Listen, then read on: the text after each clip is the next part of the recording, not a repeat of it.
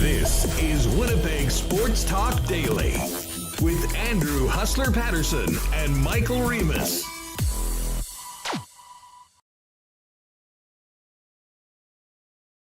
Oh, what's going on, everybody, and welcome to Winnipeg Sports Talk Daily. A happy 3/16 day to you. Jets 2 points out of a playoff spot. Somebody give me a hell yeah. Shout out to Stone Cold Steve Austin. Great to have you all with us. So welcome everybody with us on YouTube and all of you podcast listeners. Thanks so much for making us a part of your day. Appreciate it. Tell a friend about Winnipeg Sports Talk. And if you do have the opportunity, pop into Apple Podcasts or Spotify. Give us a 5-star rating. A little review certainly helps us spread the word of what we're doing here in our digital space. This is going to be a fun show today. Obviously, lots to unpack from last night's big win over the Vegas Golden Knights.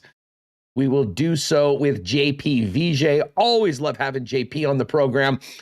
And Murat joining us a little later on. And yes, folks, for those of you that are with us on YouTube, the members with the emojis that Remis has been working on, or I guess they're called emotes, we do have now a bass guitar for Murat. So make sure you get those flying when Murat's in. I have a feeling the wave gif or the wave emote is going to be prominently displayed as well in the chat today, because there was a wave breakout last night. And as I tweeted, very appropriate time to make that happen. Lots to get to. Looking ahead to the big game against Boston. We'll probably be doing that for the next couple days, but lots to unpack from yesterday, as I mentioned. Before we get into the show, a big thanks to the sponsors that make Winnipeg Sports Talk happen every day. Princess Auto, Coolbet Canada, F Apparel, Vita Health, Culligan Water, Manitoba Battery, Royal Sports, Not Auto Corp, Little Brown Jug, Boston Pizza, the Nick and Nicky DQ Group, and of course, the great taste of Canadian Club. Let's get Michael Remis in here and get this sucker fired up. Remo, what's going on? How are you?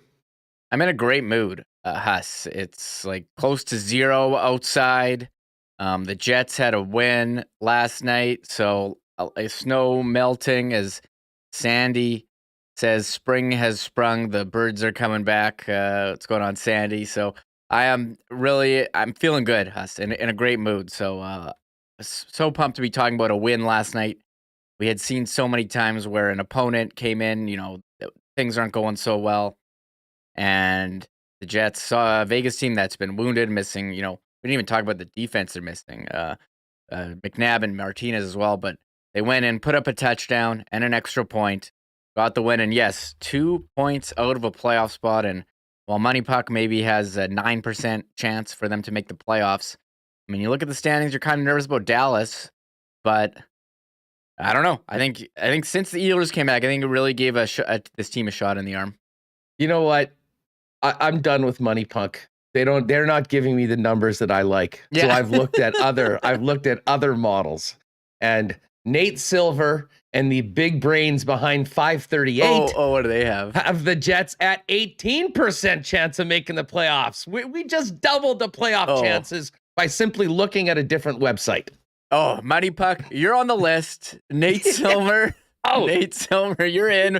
We're only looking at 538 playoff chances. So, I mean, that's pretty good. That's almost 1 in 5. So, I think the Jets, you look at how they are in their last 10. Encouraging. 6-3-1, 2-game win streak, and extended to 3. Can they get that elusive 3-game win streak that they haven't got so long? Tough opponent Friday against Boston. We'll get to that, shortly. But I think last night's game against Vegas, I mean, we're going to be seeing Vegas again here on Tuesday. And I kind of hope they don't get healthy because, missing Stone, Riley Smith, Max Pacioretty, Alec Martinez, Brayden McNabb. Oh, yeah, and their goalie, Robin Leonard. Yeah. Welcome back, Lauren Brossois, to Canada Life Center. and then he didn't even make it out of the entire game. So No, I tweeted out, I mean, it was nice that they did the tribute video and the welcome back at the midway point of the first period, because if they planned it for the second or third period, LB might not have been around to see the tribute. And that would have been incredibly awkward if he was already in the dressing room when they were welcoming back to Winnipeg. Wasn't a great night for Laurent Brossoit. And yeah, you're right. I mean, this Vegas team is a shell of what they are at full health. But I mean, you can only play the teams that they put in front of you. That was the squad that was iced up by Peter DeBoer last night. The Jets needed to get the job done, and they did. Although it was quite an interesting game, and we've got lots to chop up. I mean, the Jets went through the first 12 minutes or so, and I didn't think they were playing poorly. I mean, it was really a feeling out process. They did have a few chances. They didn't get on net, and then, of course, had the infamous first shot of the game and the Bronx cheer. We'll talk about that in a minute. We'll talk about the stuff on the ice first before we talk about some of the things off the ice surrounding last night's game. But Remo, I mean, you were up in the Vegas booth. I'm interested in what they had to say, because I don't think it was any reaction from the fans of the Jets finally getting a shot on Laurent Brossoit that sort of sparked the club. I think it was the Stanimal, Stanzilla, Big Stan, dropping the gloves with Keegan Colasar. And then from there on in, I mean, the Jets really kind of dominated from that point. I mean, they got that shot. They got a number quickly after. And, I'm sure we'll talk about Blake Wheeler today, and I'm sure people will have some thoughts about the captain and maybe what he said off the ice as well. But my God, that was a vintage Wheeler move, pulling it to the net. I don't know what the hell Pietrangelo was doing on it, but the Jets will take it. Beautiful shot over the shoulder of Laurent Brossoit. To me, getting the goal the way they did at that point, and then KFC jumped in, and then by the end, 7 goals on the board by the end of the night. But very interesting to see that first period, the way the teams sort of were feeling each other out. And, a lot of people will say the turning point was Logan Stanley getting some energy into the building and to the team with that scrap against Keegan Colasar. Yeah, I was in the Vegas radio booth. I was hoping to see Gary Lawless, but he wasn't there. It was Dan Duva with Darren Elliott, and Vegas got off to a great start. Jack Eichel had some really nice shots early on, and Vegas, they were out shooting the Jets, so like 6-0, and I looked like Vegas was playing pretty well. But then you had the fight with Logan Stanley and Keegan Colasar. I mean, Logan Stanley is a massive individual. And shout out to Keegan Colasar, said on their broadcast he was just trying to get a spark for the team, but it seemed to spark the Jets. So the Jets, get their first shot, like 7.5 minutes left in the first. And there was a little Bronx cheer. I didn't think the Jets had played poorly, but in not registering a shot. Like, it wasn't like they were in their own end the entire time. But no, totally. They would go and, they'd enter the zone. They try to make a couple fancy plays, try to set up that perfect play, which, like, we've seen them try to do so many times, and it just wasn't working. You can't score if you don't shoot. And I don't know, that first shot, maybe it was the Bronx cheer that pissed them off and lit a spark, because after that, I think they had in the first 12 minutes they had 0 shots. The 4 minutes after that they had 7. So they were starting to shoot, and the puck was finding the back of the net. Starting off by Blake Wheeler, that goal has, as you said, vintage Blake Wheeler. It reminded me of a young Blake going down the wing. Almost reminded me of current Kyle Connor. Going outside, inside, roofing it past Brossoit's shoulder. It was an incredible goal. And then 30 seconds later, Kyle Connor scores his 38th of the year from Dubois and Logan Stanley. And that was the start of where the Gordie Howe hat trick for Logan Stanley seemed like a possibility after that. So, I mean, the first period started off a bit slow, but, I mean, after they had a 2-0 lead. Well, listen, we're going to talk about this with what Wheeler had to say afterwards, but just when we say the Bronx cheer, like BA Split saying the booing was dumb, there was no booing. The Jets were not getting booed, everyone. Like, I'm not sure if people either weren't paying attention to the game or they've just seen stuff on social media and it's taken on a life of its own. A Bronx cheer is sort of a sarcastic cheer, which is exactly what happened. I mean, like when a guy lets in 3 goals in a row and, they dump the puck in on the goaltender and he makes a quote unquote save and everyone does like, hey, that's what happened with the shot last night. It wasn't any booing. So just, I want to make that clear right now, but as I said, we'll talk about that a little bit later on. Stanley really was the star of the game, was one of the many stars of the game, Remo. And I'll say this, the one thing I was disappointed about, you knew that he was going to be the first star of the game. And what an opportunity for Stan to have come out and done his, the victory with the arms up thing. He was very, very subdued after the game. Although you knew that the Jets had to feel good about the way that they took care of things in the third period. Although, as you mentioned to me off air earlier this morning, that third period was not a cakewalk. I mean, there were some tense moments. And frankly, one big save by Connor Hellebuck, I think, gave the Jets the opportunity to stay up. And then obviously the penalty to Marchand, so very, very costly to Vegas. Josh Morrissey with that power play goal to put the Jets back up by 3, got people breathing a little easier into the third period. And then Adam Lowry, I mean, every game, he seems to be getting a shorthanded breakaway. He's starting to cash in on more of them. Beautiful move on the backup goaltender last night in the third period to get the Jets up to a 7 spot. Man, there's been a lot of goals on these recent Tuesday games.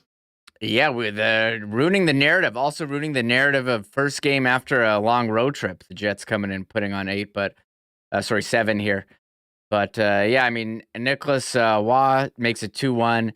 How about Nikolai Ehlers? With a huge snipe. Credit to Pierre-Luc Dubois, who was cross-checking the defenseman in the back of the net, didn't get called, wasn't able to get back into the play. Wasn't able to get back into the play. The Vegas radio guys not happy about that. Thought a penalty should have been called, but hey, you catch a break, and that's kind of why you like Pierre-Luc Dubois. He brings that element, or he's not afraid to mix it up. Logan. He plays on the edge. And listen, sometimes he's going to get caught. It's happened a couple times recently, but often you'll get plays like that last night where it could be a penalty. It might not be a penalty. It's right on the edge. And if it doesn't get called, it can create a nice chance for the club. And they made the most of it last night. Yeah, I will say the third period got a bit dicey. I mean, Alex Pietrangelo gets the power play goal from the point, and Michael Amadio makes it, it's 5-3. You got it's a 2-goal lead there with 10 minutes left. Worst lead in hockey, right? And it seems like William Karlsson had the puck on his stick a couple times. Vesalainen went to rush it in. He got stuffed at the blue line. Puck went the other way. Karlsson, I thought he had a wide open net. And then on power play, Nikolai Ehlers, he was rushing up, got stuffed, and Karlsson had a breakaway. And Connor Hellebuck, he led in 3 in a game. Again, his goals against average getting up there, but when your team scores 7, that helps. But there were 2 turning points for me. The first one was you can either call it the Bronx cheer or the Logan Stanley fight, where they just seemed to flip the game. But it seemed like Vegas was coming back, and Jonathan Marchessault takes a retaliatory slash. Josh Morrissey ripped that shot. I mean, since training camp, his shot has looked completely different this year. I think that's a career high, his 8th of the season, and 6-3, and that kind of pushed. And you mentioned Adam Lowry, and I did have some stats on Adam Lowry. I tweeted out. I mean, a month ago, we were dumping on him. He had 3 goals, and here's Adam Lowry pre All-Star break, 42 games played, 3 goals, 5 assists, 8 points. Those were the numbers, by the way. Just to mention, when the Jets played Calgary, we were looking at the numbers, going, "Wait a second." Trevor Lewis has probably played half the time as Adam Lowry this season, and he's got more goals and more points than Adam Lowry. Literally, since that conversation we had, Remis, there has been a complete turnaround. Well, I mean, he is playing so well, and you've got the numbers to show what he's done post-All-Star break. Post-All-Star break, 19 games played, 6 goals, 2 assists, 8 points, and as you said, it seems like he's getting a shorthanded breakaway. And that move, I was fully expecting him. He's done the soft touch between the legs on breakaways pretty consistently the last couple of years, including this year. Didn't bring it. I never seen that move from him. I had to double check that was Lowry. He was skating like Pierre-Luc Dubois. I don't know. People are commenting that he's skating a bit faster. Looks like a different player. I think the stats back that up. We were. I don't know what to make of this. Maybe he was hurt. I don't know. But it was so odd that we were concerned about him. But seems it's given the secondary scoring the team has needed, and we talk about getting something from all the lines. I mean, the top line was going, the line 2 was going. Adam Lowry scored too. All the big boys were on the board last night. Adam Brooks almost got one too, actually. Well, yeah, that would have been nice for Brooks to score as a Winnipeg Jet. Not too sure how much he'll play going down the stretch. depending on the health of certain players on the club. But yeah, I mean, Wheeler, Scheifele, Connor, Ehlers, Stanley. I mean, all of the offensive juggernauts on this club getting on the board. I'm sort of saying that tongue in cheek, but I'll tell you what, man, that shot of Logan Stanley's. And you know what? Remis, I don't know if you remember this play earlier on I think this may have been in the first period. Stanley ripped a slap shot right in the dome of Laurent Brossoit. And I mean, it was such a hard shot. He sort of shook his head. The ref came over and he said he was fine. But my God, the heat that he got on that. And I'm not sure whether that maybe had Brossoit a little spooked later on in the game when Stanley went in from that weird angle and shot it over his shoulder. I'll tell you what, the placement of that shot was amazing. And listen, I know we talked about, dropping the gloves and having the willingness to go at it with Keegan Colasar. But overall, I mean, just a real good game for Logan Stanley. And I mean, that's sort of the game that he had at the height of his season last year that I think gave people so much hope for him coming into this season. And obviously there's been some ups and downs as a sophomore, but that goal was that brought the people out of their seats. And man, the guy gets the Gordie Howe hat trick midway through the second period. Yeah, I mean, it was just a great performance from the team on a night when they absolutely needed it, and 2 points out of a playoff spot now. So you have all your stars getting in on it, and Logan Stanley as well. So, I mean, great game. And we do have some breaking news. Has to see everyone I'm in looking chat. in the chat right now. Yeah. So Montreal Canadiens just tweeted out they have placed forward Mathieu Perreault on waivers. Do the Jets? Everyone's writing in chat. Bring him home. What? No, Kate. Well, we got to quickly check. Was he on a 1-year deal? Yeah, I think it was like $800K. Let me just double check. I'll have to bring the it up. Habs. Mathieu Perreault. Yeah, $950 1-year deal. So, I mean, no. I mean, listen. If Adam Brooks is in the lineup right now, and he's a guy that had been a healthy scratch for 6 games. Listen, I'm in. If the Jets want to go and get Perreault, they could use the help up front with forwards, particularly with the injury situation they've got right now. They've been reticent to call up David Gustafsson. The Moose are on the road right now. Why the hell not get Mathieu Perreault into the mix? So I'm looking at cap friendly. The Jets cap space right now, they don't like $670,000. So I guess like maybe they say, you know what, Christian Vesalainen, you're on ELC. You're not getting the job done this year. Send him down and bring in Perreault. I'm in for bringing in Mathieu Perreault for. Well, either that or throw Brooks back on waivers. Yeah, like, would you prefer to have Mathieu Perreault than Adam Brooks at this point? I mean, I guess I haven't seen a lot of Mathieu Perreault lately, and I guess there is a reason why the Habs are throwing him on waivers right now. Are you concerned that the Habs, who are like one of the worst teams in the NHL, putting Mathieu Perreault? Yeah, but he's waivers? An older player on a 1-year deal. I mean, where the Habs are right now, I mean, frankly, they probably want to lose games, to be honest. Mm-hmm. And if you're in that situation, playing, younger players to give them a bit of experience as you run out the stretch on a miserable last place finish probably makes more sense than, giving ice time to guys on the other side of 30 that probably won't be with your club next season. All right, I'm doing a poll here. I'm sure it's going to be overwhelmingly yes, but should the Jets put a claim in on Mathieu Perreault? I'm kind of curious, but I mean, Andrew Kopp's out. You need, forward depth. He's a veteran. He's played here. Seems like it would make a lot of sense to claim him. So I guess we'll have fun tomorrow at 1 p.m. when the show starts. We're crossing our fingers. That's right. If they claim him. So the waiver watch is on. You know what? I mean, obviously, we're just reacting to this in real time. The fact that Perreault is on, and I mean, who knows? It might not. It might be a moot point if a team below the Winnipeg Jets in the standings puts a claim in on him. But I mean, what would you think? I mean, I think most waiver players, you don't really think much of it. Although they went and got Adam Brooks. Mm-hmm. There's a real familiarity with Mathieu Perreault. He'd be welcome back in the dressing room for sure. I mean, I don't think that this is a crazy notion to think that the Jets might actually get Frenchie to get back in here for at least a little bit of depth down this stretch drive. Yeah, and then I see a comment in chat here from Yoala from thinking about selling to picking up Frenchie. I mean, you can still pick up Perreault, and he would be, if you trade Stastny, he would be the replacement, I would think. Well, that's actually a great point. I mean, all of this is in the, the framework of the next few days. I mean, unbeknownst to some players on the Winnipeg Jets, apparently, but the trade deadline is actually on Monday. So there could possibly be a player or two moved out depending on what happens and depending on the direction that Kevin Cheveldayoff wants to go. But it is a great point that if you do trade those guys, who's coming in right now? I mean, if Andrew Kopp wasn't in the lineup last night, Paul Stastny was. There was no extra forwards with Adam Brooks going into the lineup. So, I mean, if those guys leave, listen, I think that at that point, if you're trading those players, you're probably far better off bringing up David Gustafson, giving a look to a couple of the guys that might be on the bubble with the Moose, whether it's Jeff Malott or Mikey Esamont for a few games.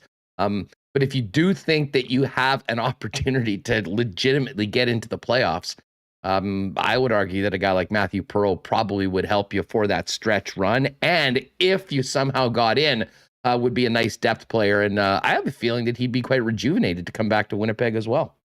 He looked pretty good when Montreal was here, and people are asking his stats. He's played 18 games with Montreal, 3 goals, 2 assists, 5 points. I said, send Vesalainen down and grab Perreault. I mean, Vesalainen's got 3 in 52 now, so you'd probably get some more production. He's played here. I think it makes sense. Now, will they get him? Maybe someone worse than the Jets would put in a claim. I'm not sure, but we're talking about what should they put in a claim. 85% of the 118 people who voted say yes. So Jets fans excited about Perreault. Lots of support for the return of Mathieu Perreault here. Now, a couple questions. Comet wondering about a Kopp update. There was no update, although it was quite interesting to see Darren Dreger yesterday on Insider Trading. I'm not sure if you caught it. He basically said that the Jets not concerned about Kopp's health. They expect him to play on Friday. Now, again, that could be smoke. At this time of year, you never really know exactly what to believe. But from everything that's coming out of the organization to the people with the good sources there, it doesn't seem like there's a major concern that this is a concussion. Certainly Kenny said that last night, as well as Darren Dreger, and they do expect Andrew Kopp to be available for the club on Friday. And just short term for the Winnipeg Jets, wanted to win that game against Boston. That is a great thing. And as well for the general manager and the team, and first and foremost for Kopp. I mean, it would have just been devastating for him, if he was concussed and was out a, extended period of time, because obviously it would tie the hands of the team, to the Jets, to trade him to a spot that, might be a great new home, and obviously for the team to get returned. So that's the Kopp situation right now. There will be an update tomorrow from head coach Dave Lowry. Jets off today. They'll get back to practice tomorrow, and we will have it for you tomorrow. And then we'll be starting tomorrow at 1:00. So we should have the news on the waiver wire. And there'll be a lot of excited WST fans waiting to see whether this conversation turns into anything, and maybe Mathieu Perreault can return to the Jets. Yeah. Okay. So 85% of people said yes, they should bring back Perreault. Meant to be. And 85-185. Shout out to Dylan Webb, who says, "Who cares about what the smart play is? We just love Frenchie." Yeah. And I think right on, Dylan. I support that wholeheartedly. Yeah. Well, you want to get to some of these clips here before we bring in JP? I do want to get to some of these clips because we're going to talk. We're going to get back to the game and where the Jets are right now with JP Vigier. But so I'll preface this. We were both at the game. So third period, I'm checking my feed and I see a tweet from the legendary Bob Knuckles Irving. And it just says, in the first intermission interview, Blake Wheeler takes a shot at Winnipeg crowd because a few of them cheered when Jets got their first shot on goal 13 minutes into the game.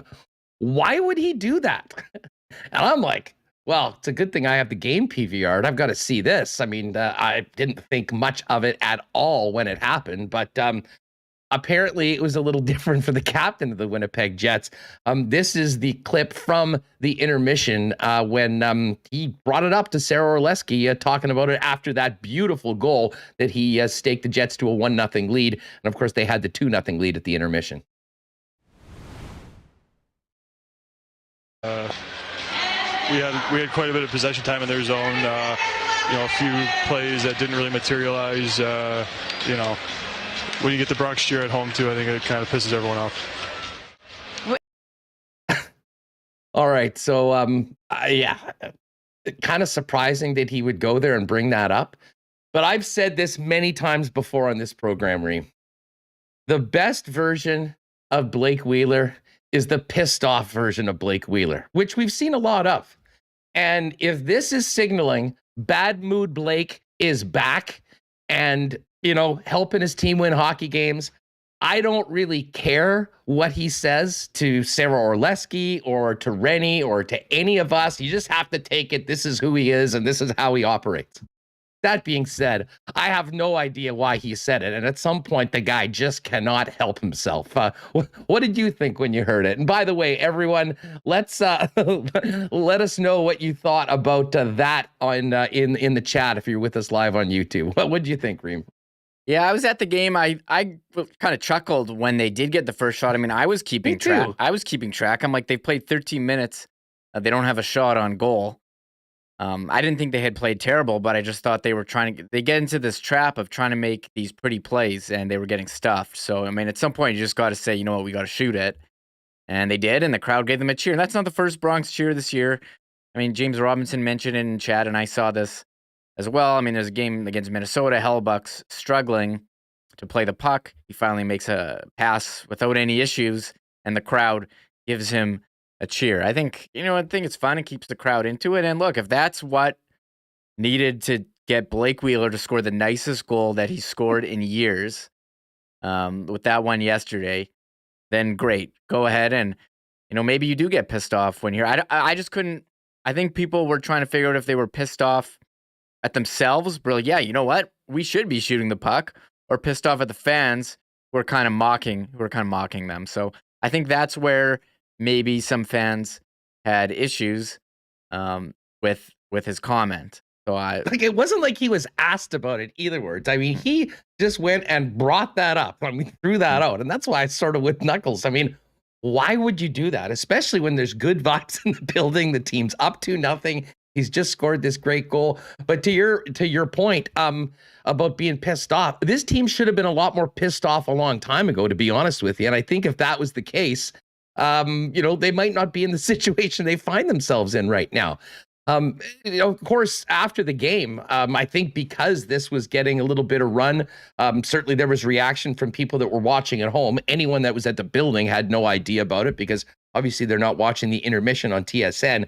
But it was quite interesting to see Wheeler back out along with Logan Stanley speaking after the game. And Sean Reynolds had a couple interesting questions. Here's the first one on the trade deadline. We'll touch on this a little bit later on with JP. And then we'll get to the when he was asked about the Bronx cheer and sort of a nice PR operation by the guys behind the scenes to try to calm any rough waters.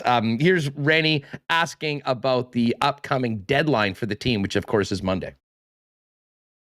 In the past about the trade deadline, and probably was asking about the GM. You redirected me to ask those questions of him, but in the meantime, as a captain, as a players on this team, are you kind of doing your best to take the decision out of his hands on what he does come that trade deadline? Like I said, I couldn't, if you gave me 5 guesses, I couldn't tell you what day the trade deadline is. I mean, it's probably at the end of this month. We're not talking a whole lot about it in our room. Like I said, we're scratching and clawing and fighting for our lives right now. I mean, that's the best answer I can give you in regards to the trade deadline. I guess, sorry, I don't mean to pick. I guess another way of asking that question is I understand the question completely. Well, I would assume you want to keep this team together. So are you guys basically in the fight to fight for this team in this iteration of this I just think it's a rhetorical question because by virtue of continuing to win and taking care of our business, I mean, I think that would shed light on the fact that we're probably still in a position to be fighting for a playoff spot. Whether that is good enough to keep the group together or not, I mean, like I said, we don't make those decisions. I told you a few weeks ago, our team gets along great. We have a great room, and that's the best answer I can give you, honestly. All right, so there's Wheeler on the upcoming trade deadline. I mean, he had mentioned that you could, ask 5 different days, and he thought that it was at the end of the month or something like that. As I said, I'm not really sure that I'm buying that. As the captain of the team, it's sort of an important date, and there's a lot that is surrounding the club as you go into that. But hey, it is what it is. I mean, that was his answer when it came to the deadline. what I think many people were expecting that was going to come up at some point. And the whole reason why he was out there after the game was maybe to address his comments to Sarah Orlesky that a lot of people were talking about when they saw it at home or wherever they were watching the game. Interview, you'd said the Bronx cheer tonight was a little bit of a motivating factor. I know that there's been other times where there's been smattering of boos when the team left the ice. Has it been a sore point for you this season? Twitterverse is not happy with me right now, huh? Yeah, come on, tell me. I'm just, well, I mean, there's some, but I mean, I'm sure that. No, it's, you know what, the way I look at it is, you know, our fans pay good money to come watch us play. They are, you know, say whatever you want, you know, boo us, cheer us. That's your prerogative when you come into the building. You know, we love our fans, and I think that's shown over the years. You know, I think we've been a really good home team and fed off of our crowd over the years. You know, when you hear a little jeer from the crowd after getting your first shot, I mean, you know what it's for. Like I said, it's their prerogative. It doesn't mean you have to love it, but I think tonight they sparked us and got us going. I mean, we scored 2 goals right after that. So hopefully it doesn't happen often, but tonight it worked. So, I mean, there was, listen, that was excellent PR. I don't know. Listen, Blake's a smart enough guy that I don't think he probably really needed to be coached. I mean, if he realized that that was sort of the reaction, I don't believe that he was taking a big shot at everybody in the building, but it certainly came across that way to a lot of people that were watching it. And again, this just goes back into, you know, he was happy after the game, but, you know, bad mood Blake is the guy that is making it happen. He's 2 points away from being a 20-game player this year, scored a huge goal last night. And, you know, if it's going to involve some statements to the media that, you know, look sort of, you know, offside, if it's going to do some things. I mean, listen, he's the guy that ends up looking bad in some of these things, as I said. But the bottom line is about what's happening on the ice. But as far as being motivated or kickstarting the team, I mean, the one thing I'll say, you need to be ready to go. And I think the Jets were ready to go. It wasn't like, and you pointed this out, Reem, it wasn't like they were getting dominated for the first 10 minutes of the game or anything like that, but it just hadn't happened. And, you know, in a game with all that on the line and you go through 12 or 13 minutes without a shot, damn right everyone's looking, saying, okay, let's get things going. And listen, it was a little bit of a backhanded, jokey, you know, Bronx cheer, if you want to call it that. I don't think for a minute that was the catalyst, the turning point in the game for the Winnipeg Jets.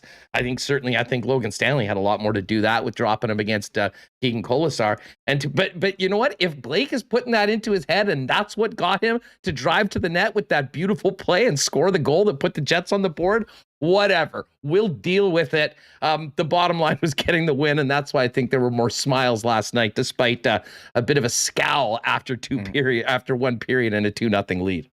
Yeah, it was such a great game, Huss, that even in the third period when the team was up 7-3, the entire crowd started doing the wave. You know, when the wave comes out, it's a good night, right? Well, you know what? Done it at the appropriate time. I did tweet it out. 5 minutes left, up by 4 goals. That was a perfect time to get the wave going, and people were into it. People were having fun.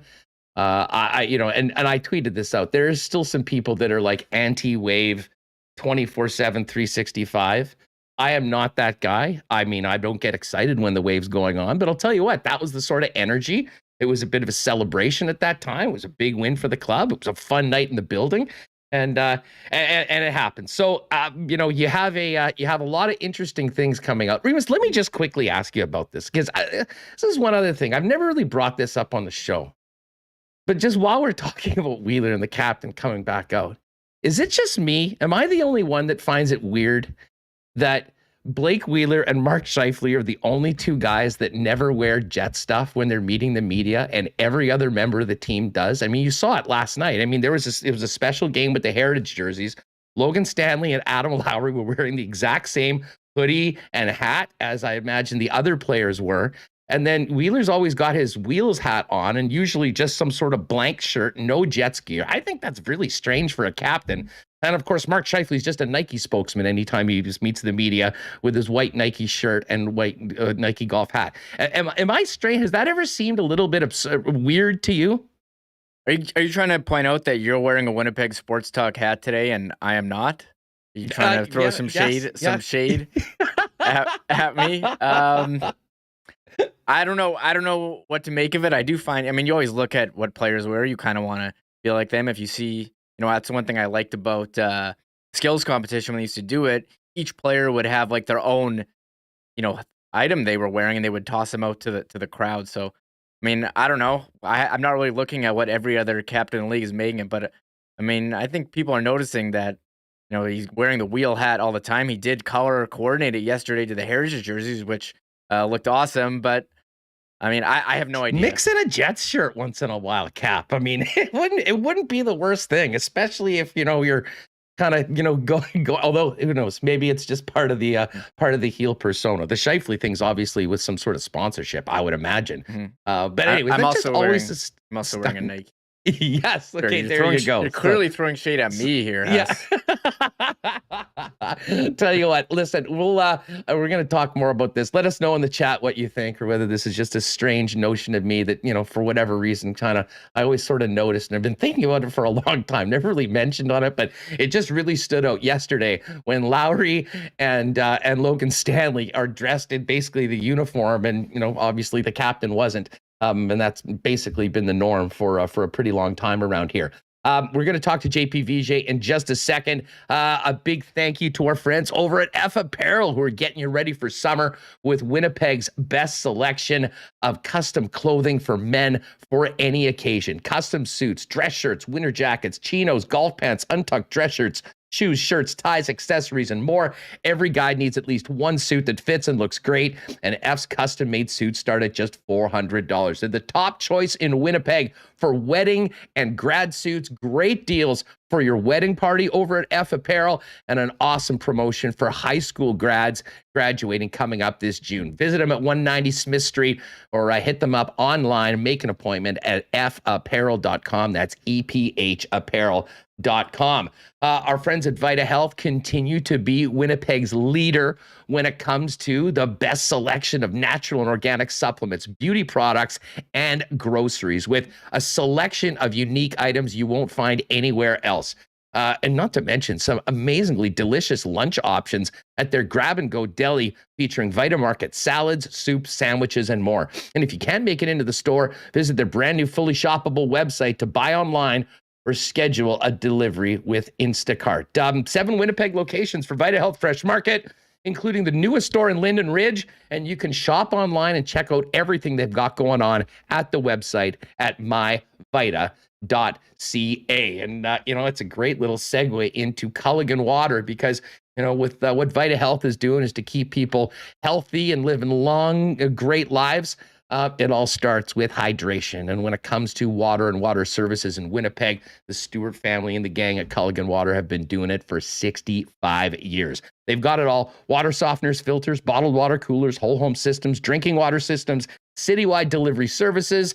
And of course, for your business, they've got commercial and industrial water products and solutions as well. Give the Culligan man a call, 1200 Sargent Avenue. They're at 694-5180, or you can check them out online at drinkculligan.com. All right, let's welcome in JP Vigier on the program, and Murat coming up in a few minutes. The CEO, the COO of Vigier Hockey, just the boss. How do you go by there out when you're spot? Pretty much a little bit of everything. I'm like a general manager. I patch Band-Aids. I fill rosters. They're changing every day.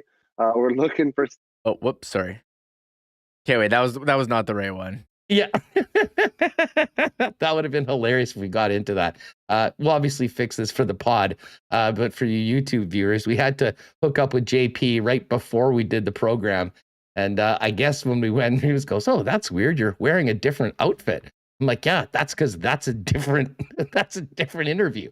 Great to catch up with JP. And of course, you can check out all of what he does with Vigier Hockey at Jean Vigier 11. Murat coming up a little later on. The bass guitar is now live in the emotes, So you can get those ready for Murat's visit. But right now, let's get to our conversation on last night's game and a look ahead for the Jets with JP Vigier. Vij, what's going on? How are you? I'm good. Looking out the window, seeing a foggy pea soup out there and probably a lot of accidents. Again, MPI's not sending rebates next year, Huss. Well, listen, I'll take it. Just the fact that we don't have a minus before the temperature and it's not 20 or 30 behind the minus is fine with me. We've got another 2 months of snow melt, I think, before spring is finished. And then maybe we'll get to the golf course at some point. Let's talk Jets. First off, what did you think of the game last night? Well, it was a great game. And one of the Winnipeg Jets answered the bell. The guns to their head. They have to pull out an incredible streak, kind of like the St. Louis Blues did a few years ago. They have to get going to, 10-1-2, whatever the heck it is. They're on their way. They're starting to find ways to win instead of finding ways to lose. So a good start, but there's still, I think, 18 or 20 games to go, and they're on that cusp. Let me ask you about the first period, because it started, I know it wasn't like the Jets were getting dominated or anything like that, but, they just weren't getting any pucks on net. It was sort of, they were feeling each other out. Now, yes, there was a Bronx cheer after the first shot. You just wanted to say that. Just skip the first and say you want to talk about the Bronx cheer. Well, listen, I had to mention it, but Logan Stanley dropping the gloves, and then I had the Gordie Howe hat trick, midway through the second period. But I mean, you've been in these games before. What did you think of Logan Stanley doing what he did then, and did that actually affect the game in your mind?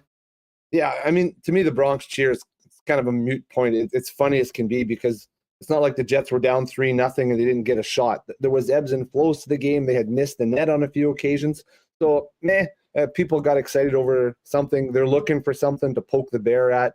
They poked the big grizzly bear because he heard it back as well. But really, to me, that's a moot point. Who really cares about, if you miss an opportunity? Were the Jets down 3-0? No. Now let's go to Logan Stanley. Maturity. I'm not a big fighting proponent. Look at this face. It's been hit a few too many times, right? He understood the momentum of the game, and that was a chance for him to grow, solidify his spot in the lineup, never give it up, knowing, hey, I understand that we're not at 100% right now. I can maybe tweak some energy in this group. We have a full 15,000 people or whatever it was at the rink. Let's see if I can use some momentum to really snowpile. And it kind of woke the Jets up, right? Like, timing was perfect on that. You can't say he did anything wrong. Clean fight, energy goes. Winnipeg Jets score. Logan Stanley should be the first star. Goal, assist, a fight. What more do you ask of the big man? Well, and it seemed like, after that point, I mean, he realized that, he did something positive for his team, and, he played with a poise and a confidence that hasn't been there all season long. I mean, this actually looked like the Logan Stanley, the best of Logan Stanley that we saw last year, that sort of established himself in the Jets' top six heading into this season. Yeah, and that's exactly it. And he's been fighting confidence and injuries and consistency in his game like the Winnipeg Jets as a whole have. So we're seeing what he can do. And I think he can be more than just a sixth defenseman. I think he understands. He actually has a real good shot and some good hands. We've seen it in the playoffs against Montreal where he tucks in 2 in a game. The Jets end up losing, but he has potential to be more. I think it's going to be a slow, gradual process for him because he is such a big young man, understanding the game, knowing when it's time to jump up, knowing when it's time to, if he has to fight or get a little nasty, throw a cross check into the other team to elevate the group into the fight. All those things are going to come to him. But if he can get a consistent schedule of games with building confidence, you're looking at a kid who's got a heck of a lot of upside. And all of a sudden, the Winnipeg Jets look like geniuses, taking him in the first round, I believe 18th overall. I mean, Stanley was a big part of the game. It was the first star last night. There was a lot of players, though, that contributed to the Jets' win over Vegas, a win that they absolutely had to have. But you talk about things looking ahead to the future and being exciting. Ehlers, Connor with Pierre-Luc Dubois in the middle. I mean, we saw the difference that makers they were against St. Louis, and then they were at it again last night. From your perspective, I mean, how tantalizing is this for Jets fans to see these players playing together? And what do you think the potential of that unit is going forward into future seasons? Yeah, if they can get Pierre-Luc Dubois signed to a long-term extension, which is probably the goal at the end of the year for Kevin Cheveldayoff, you have probably one of the most prolific lines in the National Hockey League. You look at the skill set that they have. First, the bull in the middle. He can get to the net. He can distribute pucks. He can score. He can get a little nasty, but he can still play with pace. right? So that's a heck of a number one guy or 1B guy that you're looking at. And on the outside, well, Kyle Connor having the best year of his career, just over a point a game, showing that he can control games, he can kill penalties, really taking his game to the next level. Now, if we can get consistent, healthy Nikolai Ehlers at his level, I think the dynamic of that line will be second to none through the National Hockey League. They will push the Matthews and Marners and all those lines that are, prolifically scoring at will through the National Hockey League. The key there will be, will the chemistry continue to evolve? Just because we have three fantastic players doesn't always work, because sometimes everybody wants the puck, and if one guy doesn't get it, it doesn't mesh with the group. So it's an evolving chemistry that's still going on, and we'll see what it looks like after 10 or 15 games if they can continue to have that success and go, because we've seen the Scheifele, Kyle Connor, Nikolai Wheeler line take over games and then disappear. You want that number one line to have a prolific energy and outcome on the game, 8 out of 10 games, not just 1 out of every 3. Vij, you mentioned Kyle Connor, and we all knew that he could score. I mean, he was the Jets All-Star, but you mentioned this season. I mean, he really has taken a step forward in a lot of other aspects. I mean, what have you seen from Connor and how he's improved and matured as a player this year? Well, and there's the key word. I think the maturity has developed into his own belief. A lot of young guys, he's a young guy, gets to the NHL, has some success, and then, whoa, what's going on? Like, how do I do this every night? Now he's got that confidence and that maturity that I can do this every night. I will be a factor every night. And we're rarely saying, ooh, that's a bad play by Kyle Connor. He's understanding, okay, I don't have to score every game. I'll get my opportunities. I'm going to chip the puck out of the zone, play some good defense here. And when the opportunity is right, I'm going to pounce like a cheetah that he is and take care of business. So I think that's been the key, is he hasn't sacrificed the back end, right? He's still killing penalties. He's still smart on pucks, not turning them over, getting them deep. And when the opportunity is there, let that skill set show. And I think that's where you see guys really take a step. Alexander Ovechkin, took years for him to understand, I can't score every shift, but if the puck's in my zone, I don't get to play offense and let the one-timers go. If I chip this puck out once in a while, get it going, get Backstrom skating up the ice, Kuznetsov, they're going to find me in the wheelhouse. And that's exactly, what Dale Hunter preached to him for years. And now we see a complete Ovechkin, or we're starting to see a complete Kyle Connor, a little bit of a different factor, a different skill set, but that's exactly the confidence of the player. Look at Crosby, same thing, right? He's chipping pucks out. He knows when to go. He's going to get his points. He's going to get his 70 to 100 points, depending on how the year goes. But now understanding that the team game comes into that factor, and that's a big thing. Well, and the penalty killing's interesting. I mean, that sort of responsibility, I think that can help a player too. And, listen, the guy is absolutely dangerous when he gets his stick on a puck. I mean, you give him a little bit of space and he can take it the other way. But that sort of responsibility, I'm sure, is good for a player like Kyle Connor in his position at this point in his career. Well, it continues to grow his stock, his confidence in his game. My boy, the coach trusts me in the penalty kill. I know I have to kill the penalties, but also if I get an opportunity, let's go, right? Just like Adam Lowry. We've seen another step in his game in the penalty kill, and I think that just grows the player, grows their confidence, knowing that I can play in any situation and do the things I want to do.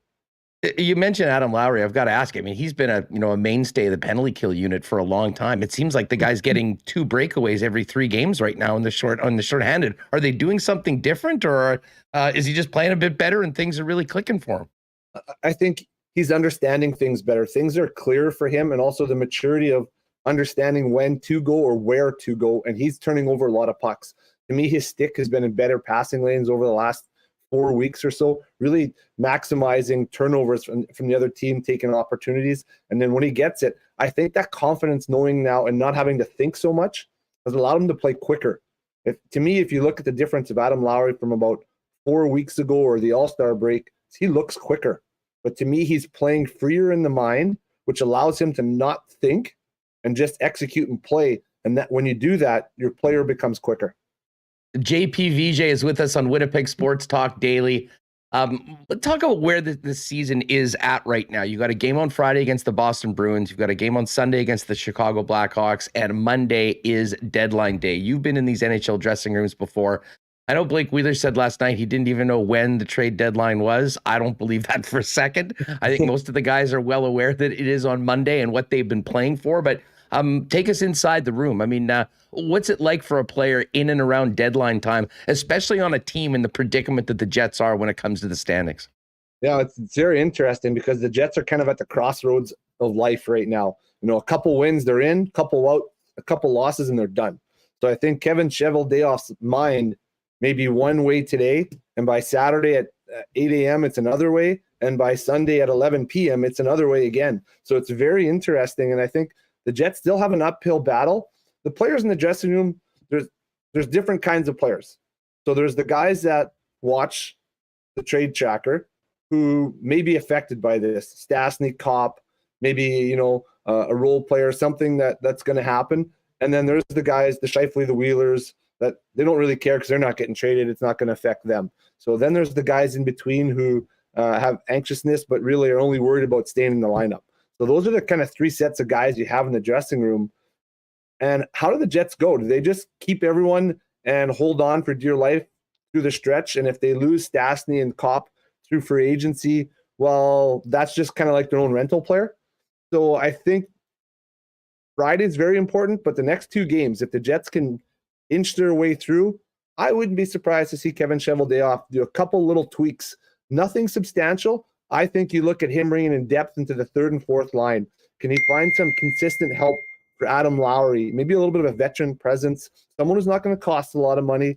Maybe someone can pot a few goals here down the stretch. Those types of players, maybe someone who can help on the penalty kill.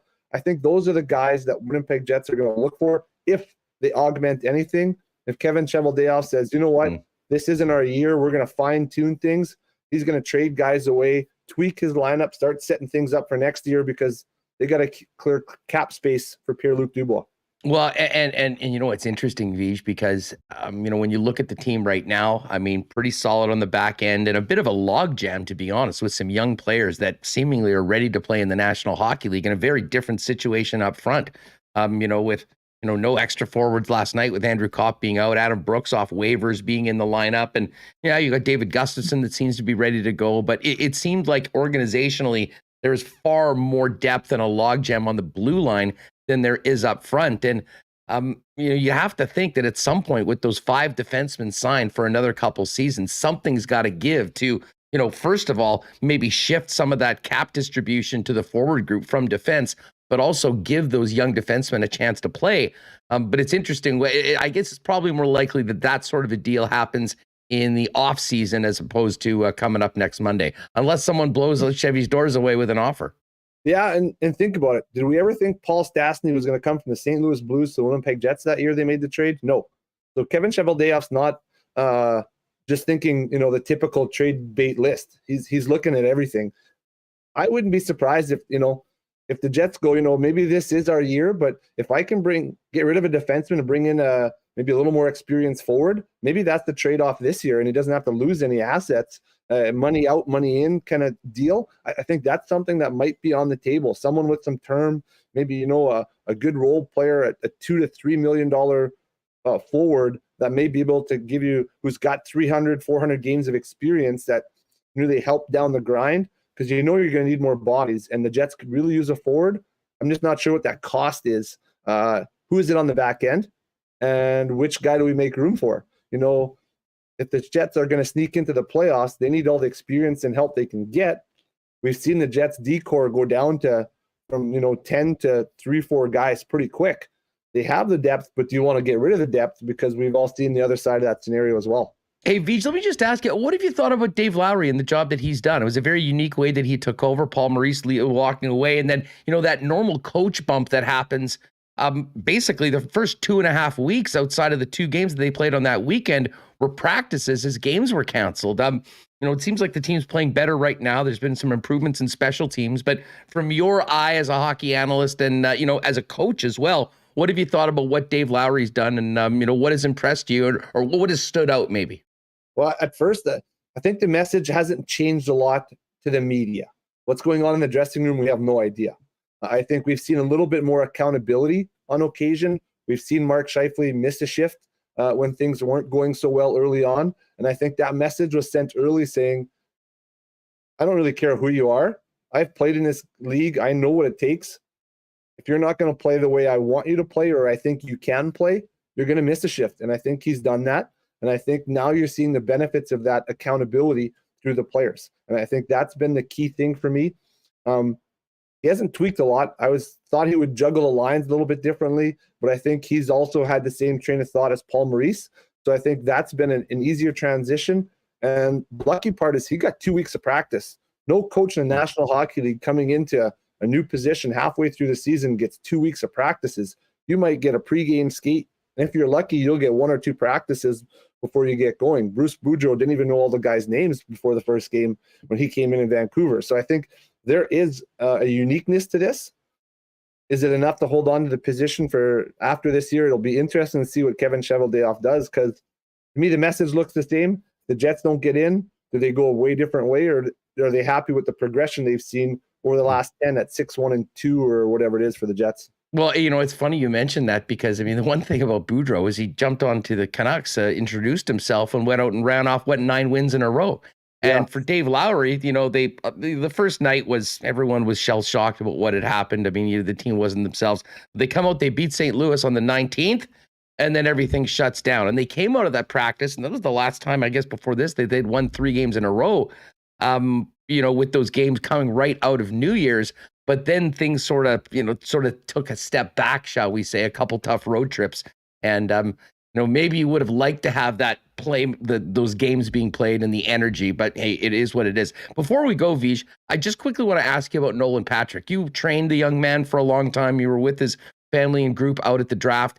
He's had a star-crossed NHL career so far, but certainly nice to see him back out there. What have you seen in Nolan Patrick, and what needs to happen for him to reach that potential that was so tantalizing to NHL teams? Yeah, that's a story that comes close to home. So that, I get to see the kid out there. You're excited. He's back playing the game he loves. His hockey IQ is off the chart. To me, he needs to be healthy and get an opportunity to play. Those are the two things. He hasn't played a lot over the last couple of years, battling concussions and injuries and different things. So I think if he can get some consistent playing time, you'll start to see the benefactors of that. How long that takes, I don't know. We're seeing Jack Eichel kind of go through the same thing in Vegas. He hasn't played in 2 years and so on. So I think there's a lot of injuries in Vegas right now. There's an opportunity for him to show himself. The good thing, he has Mr. McCrimmon there as a general manager who believes in him, had him in Brandon when he was with the Wheat Kings. So they have a relationship, and they will be able to talk and understand their way through this. Hopefully Nolan comes back and plays like the Nolan we can see and expect over the next few years and continue to play. Well, just staying on Vegas with those Manitoba connections. What a great story Zach Whitecloud is. A young, unheralded dude coming from the Manitoba Junior Hockey League, going to play college hockey. And we talked to Gary. He's now capable of top 4 minutes on a very good hockey team. Yeah, and that's just, not calling him a late bloomer, but his road to the National Hockey League was more of a typical road than a first-round pick. He didn't come in, didn't get the player. He had to earn every shift, every minute, right from, playing for the MJHL, going to NCAA, playing in the American League, grinding out shift after shift, being consistent. And, I was able to do the Manitoba Junior Hockey League showcase with him a few years ago and sat beside him as we went through. And let me tell you, that is a determined kid. He is focused and he knows what he wants. At that showcase, he was telling the kids, I was doing this, this, and this, and I could see the kids go, oh, that's a lot of work to get to where he's gotten to. It is not just a steady, gradual climb. He has grinded his way to the National Hockey League, and he has earned every paycheck he's gotten so far, and that's a hats off to him. And those are the stories. Those hit home for me because I'd like to say I was a first rounder, but unfortunately I wasn't. Well, hey, speaking of grinding and all that hard work, fill us in and our listeners in on what you've got going on at the Vigier Hockey Academy. I'm sure it's going to get quite busy with spring break and heading into post regular season. Yeah, it is. We get our spring development program starting at the John Taves Sportsplex here April 4th. We have about 115 kids going 2 times a week each, males and females programs, a few spots left. Then we're going to rock it right through the summer. Programs are filling up already. We can come out, have some fun, get ready for the upcoming season while having time to play other sports, which we all have to do because I know, Huss, you want to hit the golf course soon. Looking outside, might be at least a couple more weeks of this +1 weather before you hit the links. Hey, how are you handling the gas prices driving to all these hockey rinks? Yeah, Let's just say I'm getting a bus pass soon, buddy. Vij, thanks so much for doing this. It's always great to have you on the program. Be well, and hopefully everything goes great with the spring camps. Yeah, sounds good. Talk soon. All right, great stuff with JP Vigier as always. Hey, you know what? I brought that up. I know there's a lot of hot takes in the chat about the what the 55 and 26 wear to press conferences as opposed to the rest of the team. The one thing I will say, I love the Wheeler hat, and you see it at games, and I think it's important to note. I was just saying, like, maybe a Jets shirt at some point with that hat. Those hats do support a great charities here in Manitoba, and they're available over at Royal Sports. So if you're down with Bad Mood Blake, you think that might be some mojo coming into the final stretch, and you do want to support the Children's Hospital, get on down to Royal Sports. You can pick up those hats for the Wheeler Foundation, and of course all the Jets merchandise, Bomber merch, NFL, Major League Baseball. We'll get to the big Blue Jays moves a little bit later on in the program. It is the undisputed sports superstore in Winnipeg, family owned for over 35 years. Royal Sports over at 750 Pembina Highway, not to mention the best hockey selection in town, with hockey players working there to get you into the right equipment, snowboards, fitness, and so much more. And not to mention all the really cool stuff over on the King's Skate, Snow, and Surf side. Pop down and see them. Royal Sports, 750 Pembina Highway.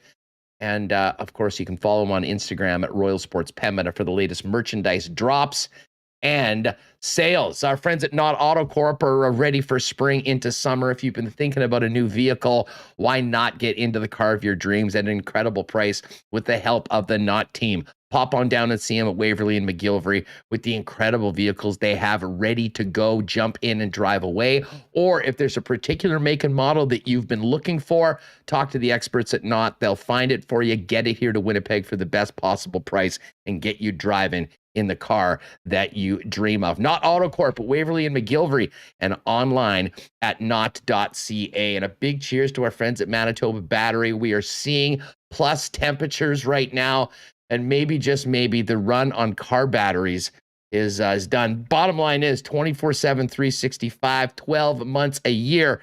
If you need a battery, Manitoba Battery is the place to be. Locally owned with the best prices in town. Automotive batteries starting at about $100 for most makes and models with core exchange, and delivered to you citywide on the same day if you order by 1:30 for just $115. Ice fishermen, they got those flasher batteries that'll keep you catching fish through the rest of the ice fishing season. And coming up summer, whether it is ATVs, motorcycles, boats, whatever you need a battery for, Donnie and the gang have it for you. Go see them, 1026 Logan Avenue, 783-8787, or online at manitobabattery.com. Murat is just about to join us right now, but Remo, do you have something to tell us? Do we have some breaking NHL news as we continue the program?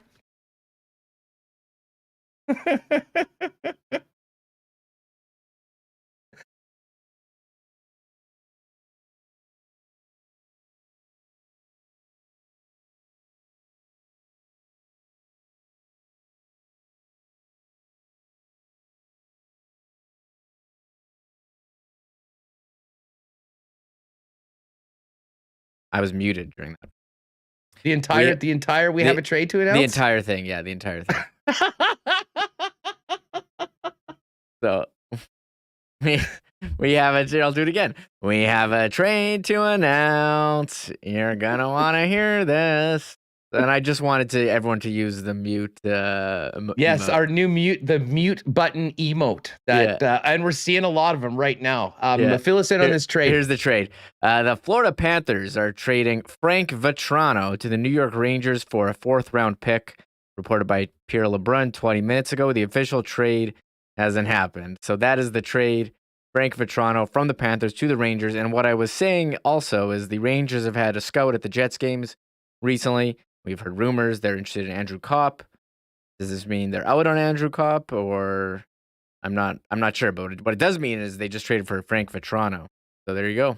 Yeah, and the Panthers clear a $2.53 million salary off the books. Maybe that's the precursor to another move, as the Panthers have mentioned potentially in on Claude Giroux and a number of other players, as they are certainly Stanley Cup champs. Folks, You can see the new mute button emoji. We've got the hacksaw one for hacksaw. We've got the water bottle for Kenny. Get the bass guitar emotes going in the chat right now, because you know who's back. Our good friend Murat, who's back safe and sound back in Winnipeg, hopefully feeling great. What's going on, pal? How are you? And welcome home. Off protocol, back to action. Was at the rink the other night. Caught a heck of a game there. Happy to be back. And apparently, I don't know what you did while I was away, but the snow is melting, and it just feels like spring out there. Your timing was impeccable. I mean, just wait it out. Sooner or later, spring was gonna come, and it looks like we are there right now. Let's get to last night's game right off the bat. I mean, it was interesting. I mean, I didn't think the Jets were playing poorly right off the gate. I mean, it was really sort of a pedestrian first 10 minutes or so from both clubs. But holy smokes. And we've talked about Wheeler, what he had to say off the ice, on the ice. I mean, that play he made, that was vintage Blake Wheeler. And it's exactly what this team needs going down the stretch. What a goal by the captain to get the team on the board and get things rolling in the right direction at the expense of their former teammate, Laurent Brossoit. Yeah, I mean, every aspect to that looked vintage. It was a great play at a big moment. So whatever the noise was around the reason for the, pedestrian start or the turnaround, push that aside. I was watching that play wondering what in the world caused Alex Pietrangelo to abandon the dot lane and fade to Neil Pionk by the boards. And you know what that is, of course, was the threat of Wheeler not holding onto that puck, but Wheeler dishing it to the boards, as so often happens on an entry play like that. I asked Wheeler about it after the game. So what were you thinking there? Did you see him move and that's why you jumped into the space left behind, or what happened? And he told me that, well, he actually sold it with his eyes a little bit. He was selling that drop pass to Pionk coming down the wing, which is what Pietrangelo bit on. And I think that's an interesting one too, because multiple Jets in the postgame said they were ready for Vegas's defense to be aggressive at the blue line, jump the reads as much as possible. So that's, I think, a combination of a little bit of a pre-scout, some discussion that happened in advance of the game, plus vintage Blake Wheeler at high speed, selling a pass with his eyes, jumping into space, going outside in on Nicholas Hague and firing just an incredible wrist shot. I mean, that's a captainly performance on that play right there. Yeah, I know that there was some talk that it was the Bronx cheer that sort of it was the kick in the ass to the team. I personally think it was Logan Stanley's first period, throwing down with Keegan Colasar and getting things going. I mean, that speaking of vintage Blake Wheeler, I mean, that game we saw last night from Logan Stanley was one of his best of the seasons. And honestly, Murat, I think reminded people of the best of Logan Stanley from his rookie season, that last season, despite some ups and downs as a sophomore. Well, it was everything that you looked for from Logan Stanley was in full effect in the most shiny, noticeable, obvious way possible, right? I mean, that was a pedestrian first period up until that fight. And of course, the Jets not only follow that fight with that Wheeler goal we discussed, but in between, Adam Lowry crushes Nicholas Hague as well. It was not a good few minutes for Nicholas Hague's Vegas career, let's say. But it starts with that Logan Stanley fight, which was interesting to me because it seemed to grow out of nothing. There was then this long preamble where it's tough for a 6'7" man to look compact, but Stanley was in kind of a boxer's stance for a little bit. Asked him about that at the end of the game, and he was just saying that he was trying to make Colasar make the first move and hope for the best out of that. Lots of haymakers from both guys. I mean, as far as fights go, that was a pretty wild one. I like to pretend I'm too cool for fights, but you get guys throwing fists like that, and I can't help but watch, and my eyes are wide. And then follow that up with Adam Lowry's just leveling. That was a turning point. I mean, Logan Stanley, actually, let me say this too, because that goal was beautiful. Walk up the line, in the corner, fires an angle into the top shelf that shouldn't even realistically be close to a goal. It was a perfect play. One commenter on my Twitter suggested it was Bufflin-esque. And I mean, the single play was Bufflin-esque. Let's not get carried away. It was Logan Stanley at his best, like you say, because I think where he's at in his career is he's good at recognizing, okay, enough of this cycling. Let's get pucks to the net. He takes shots. He scored a couple of big goals against Montreal as a last gasp in the playoffs last year. but there's also a lot of shots from him that are kind of giveaways, that are bounces off guys' shin pads. I mean, he's one of the league leaders in how many shot attempts he takes per minute. He doesn't get them all through. When he makes a play like that, when he scores a goal like that, when he gets pucks to the net like he's been doing in the last couple of games, I mean, that's what you want from Logan Stanley. Goal, assist, fight, great night, big guy. Yeah, nice for him to have that sort of success. I mean, I think he feels.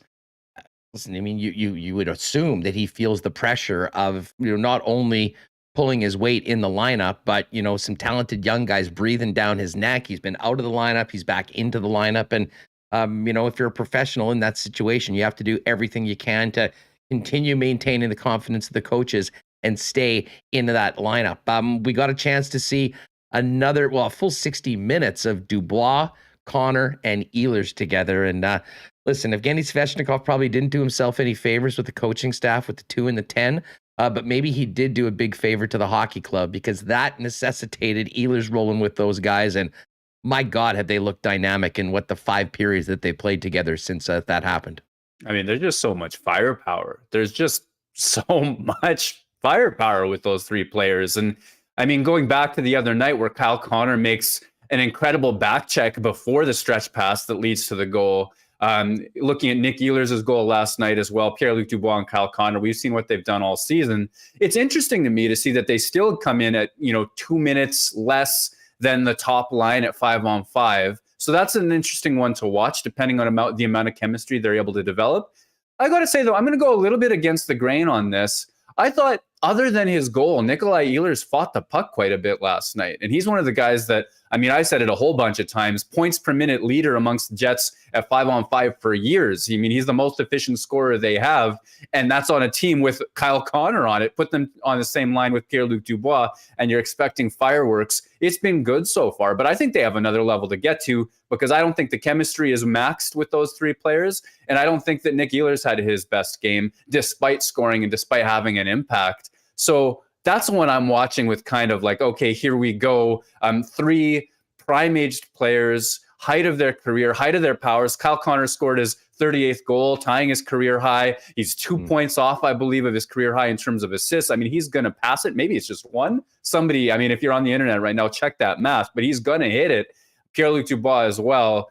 I mean, if Winnipeg has any hope of turning the unlikely into possible, it's because 2 lines dominate, and that line should be able to dominate down the stretch. Well, and you know what I mean? Absolutely. That is the short term right now. And we talk about how well they're playing. I mean, let's not forget that Dubois is still a very young player. I mean, of all the guys, and we talk about, some people talk about it being a young team. Dubois actually is still a very young player. I mean, he's an RFA. He'll hopefully be signing a long-term extension.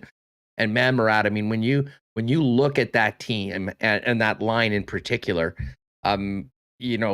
regardless of what happens this season, hard not to be excited about the long-term future of that top unit, which I think it obviously turns into in the future, if it's not already, with those 3 players playing together long-term here in the Peg. Yeah, in terms of how dynamic they are, they're already the top line, but I don't call it the top line unless it plays like the top line, by which I mean in terms of minutes. That's going to come. And I'm sure there's a lot of folks impatient about it. Personally, I kind of am, because just how much I value that mid-20s offensive peak. I think there's lots available that can be done with those 3 players.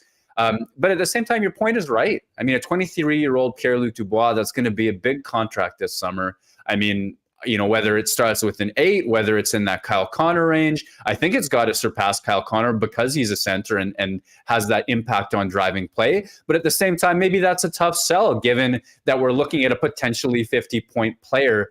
It's going to be big, and for the Jets, ideally, it's going to be with term. If there is a second wave, a second window that falls in behind the Wheeler, Scheifele, Hellebuck, DeMello contracts that are expiring a couple seasons after this one, it will be because Dubois' career arc involved a long and dominant prime, all spent in Winnipeg with wingers as dynamic as Connor is and as Ehlers is around him, plus Cole Perfetti, the next generation, of course, as well. I mean, Winnipeg needs that succession plan. And this is the first time, because of Dubois' struggles early last season and the Line A trade issues before that, that we're getting a real crystallized preview of what that next wave looks like. Winnipeg will be a competitive team if they can overlap these two peaks where Wheeler and Scheifele are still producing it at the top of their game, and we'll sort of see how that one goes. Murat, the one player that was not in the lineup last night was Andrew Kopp, and he was called him a game time decision earlier on. I don't think anyone was surprised that he did not play. Hearing from Darren Drager and Ken last night, some guys that are pretty plugged into the team, they said that they don't believe it's a concussion. We won't get an update until tomorrow on Andrew Kopp. But I mean, and first things first, and I think Blake Wheeler did a good job of speaking to this after the game on Thursday or on against St. Louis on Sunday, that, your first concern is for, your friend and your teammate about his health going forward. But obviously this time of the year is all about Monday and the trade deadline. Andrew Kopp has been the biggest, most logical piece to be moved because of his contract situation. You spoke to it and wrote about it in The Athletic about the person first, but also how this might complicate things depending on the severity of the injury. Now, if he plays against Boston and plays well, I imagine it's much ado about nothing, and that would be great for all parties involved. But what did you make, first of all, of the hit and what that has done to the very unique situation for the Jets going in right on the bubble right now and seemingly making progress on that big hill to get back into a playoff spot? Yeah, there's so much push-pull with respect to Winnipeg's trade deadline. A couple of weeks ago when Kevin Cheveldayoff was talking about wanting to hold on to Kopp as a self-rental, perhaps Stastny as well, when he was talking to Pierre Lebrun for The Athletic. I mean, it sort of sounded a bit wishful and a bit ambitious. I know the sentiment has been that he wants to see the team in full health at its prime, doing the best that it can to actually chain some points together. And now a couple of points out of Vegas, certainly Vancouver and Dallas has games in hand. Those two teams are between them still. The odds are still long. The odds are still not a sure thing. This isn't a coin flip. They still have some work to do, but there's been some vindication, at least if you're in that room, if you're a player in the Winnipeg Jets locker room. How are you going to look at 2 points away and talk about odds? You're going to think that you're right there and on the cusp of it. So there's a little bit of, almost validation for Cheveldayoff's perspective that maybe they do stand pat. Maybe they do, like JP was saying, look for a veteran forward of some kind. And in the past, I've wondered out loud if they'd be interested in, because the cap's going to be an issue, in a return of a player like Mason Appleton, or perhaps a slightly more experienced version of that. But at the same time, the odds are long. As for Kopp, my read of the hit was, it was tough. It was painful.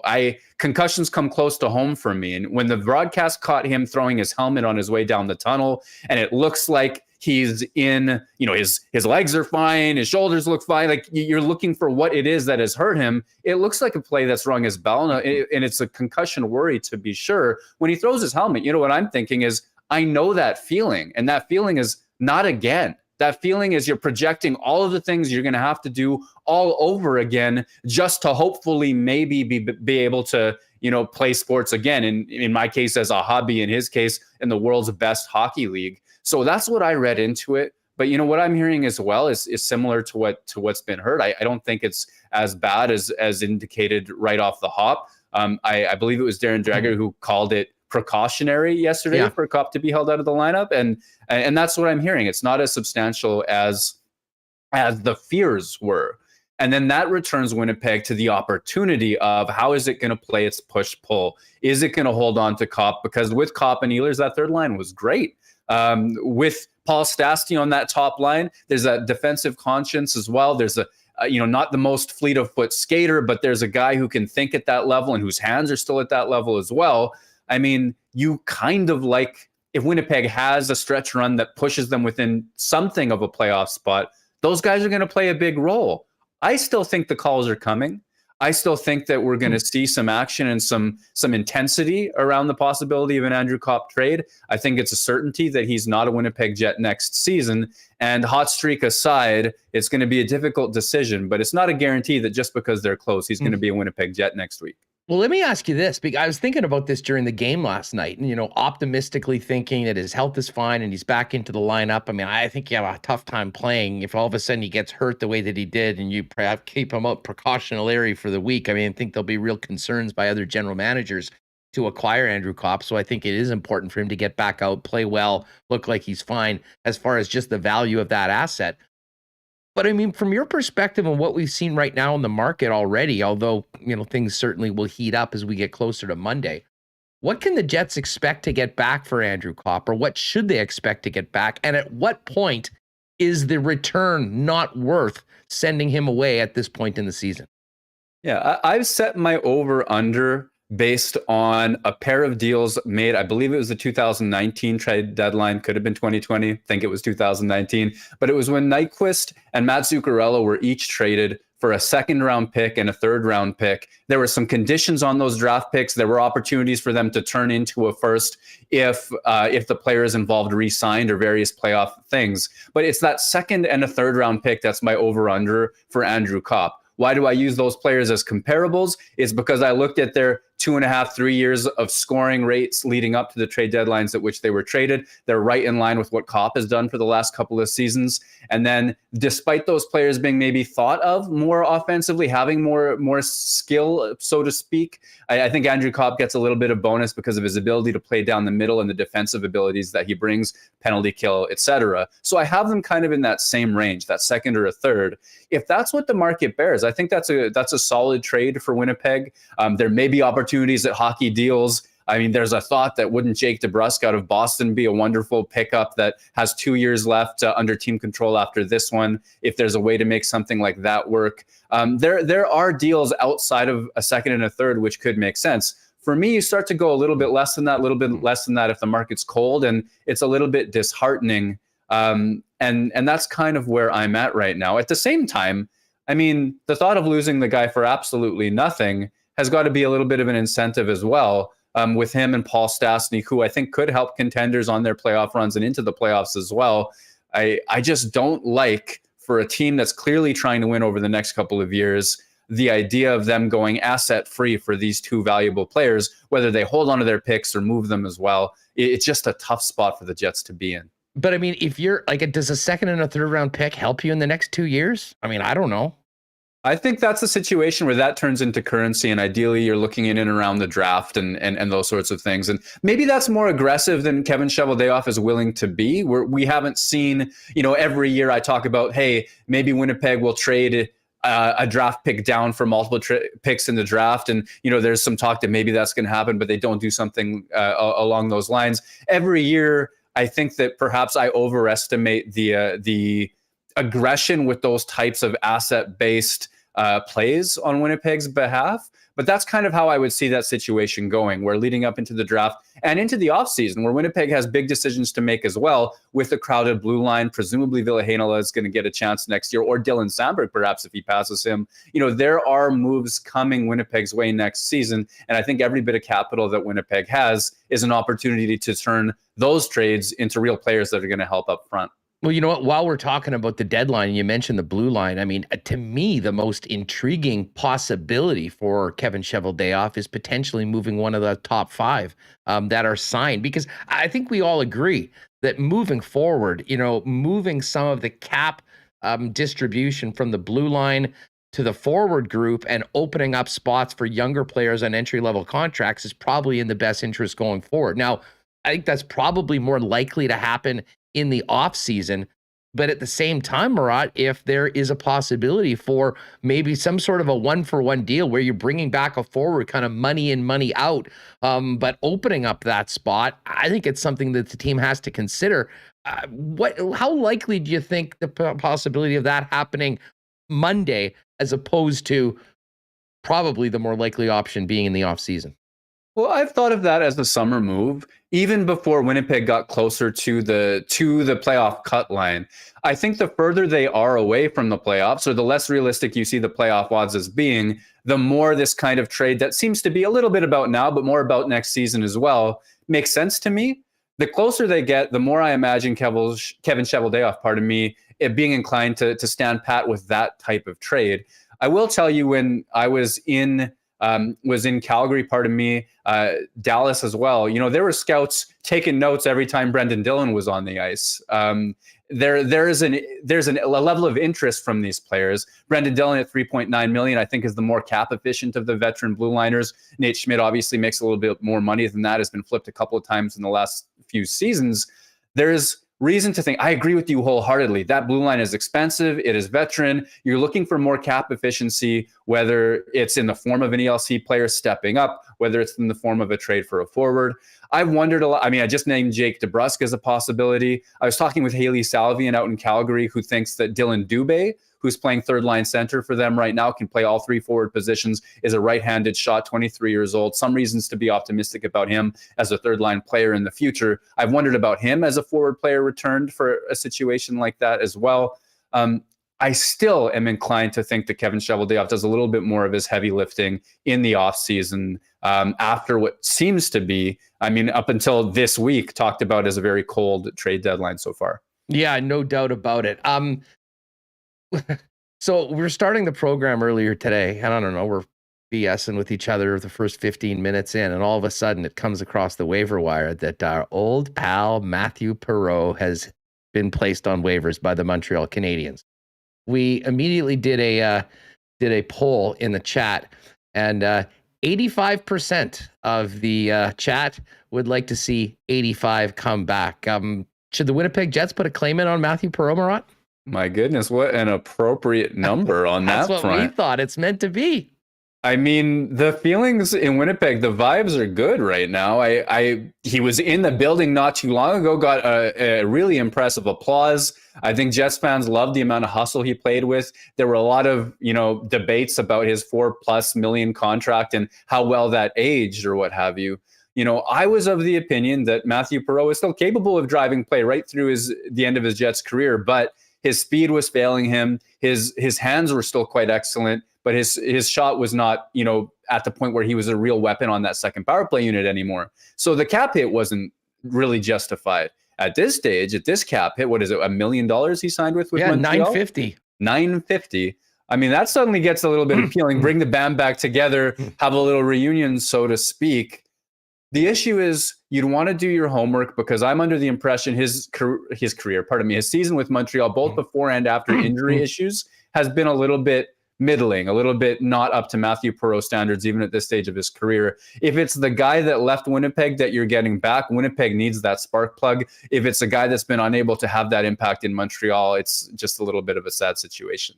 Well, and here's the thing. I mean, if Cheveldayoff is planning on trading Kopp and Paul Stastny for assets, I mean, with the exception of David Gustafson, who remains with the Manitoba Moose, it doesn't seem like it's very different than the blue line where, if you make a couple spots, boom, we know exactly who's coming in, and it's great you're opening up these spots for them. I mean, guys are needing to play. I mean, Adam Brooks was a scratch for 6 straight games.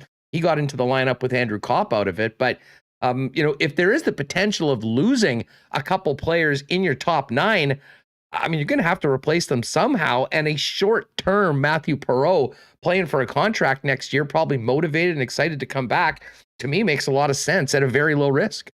Well, I mean, yeah, it would be low risk. The question would be about how high the ceiling on his impact would be. The energy is there, the popularity is there, the way that he fits in the room is there. If you're looking for a guy that checks off all those boxes, I could come around on Mathieu Perreault. And certainly that's a player who I wrote many times was probably underrated in a lot of ways in terms of his impact on the game, specifically at the blue lines. The guy would track back and keep an extra shift alive in the offensive zone, and he'd dive or scramble or do whatever he needed to do to get the puck over the blue line in Winnipeg's end. And if you're impacting what zone the game gets played in, you're a helpful player, no matter what your offensive impact is at the end of the day. Murat Atesh of The Athletic with us. I know you've been talking to many of your colleagues with The Athletic from around the league. Who do you listen, if the Jets do make a trade, who do you believe to be the most interested teams as far as a potential destination for Andrew Kopp? And maybe aside from that, I mean, who are the teams that intrigue you the most going into Monday? Well, for me, the two teams that I keep coming back to with Kopp are Colorado and Boston.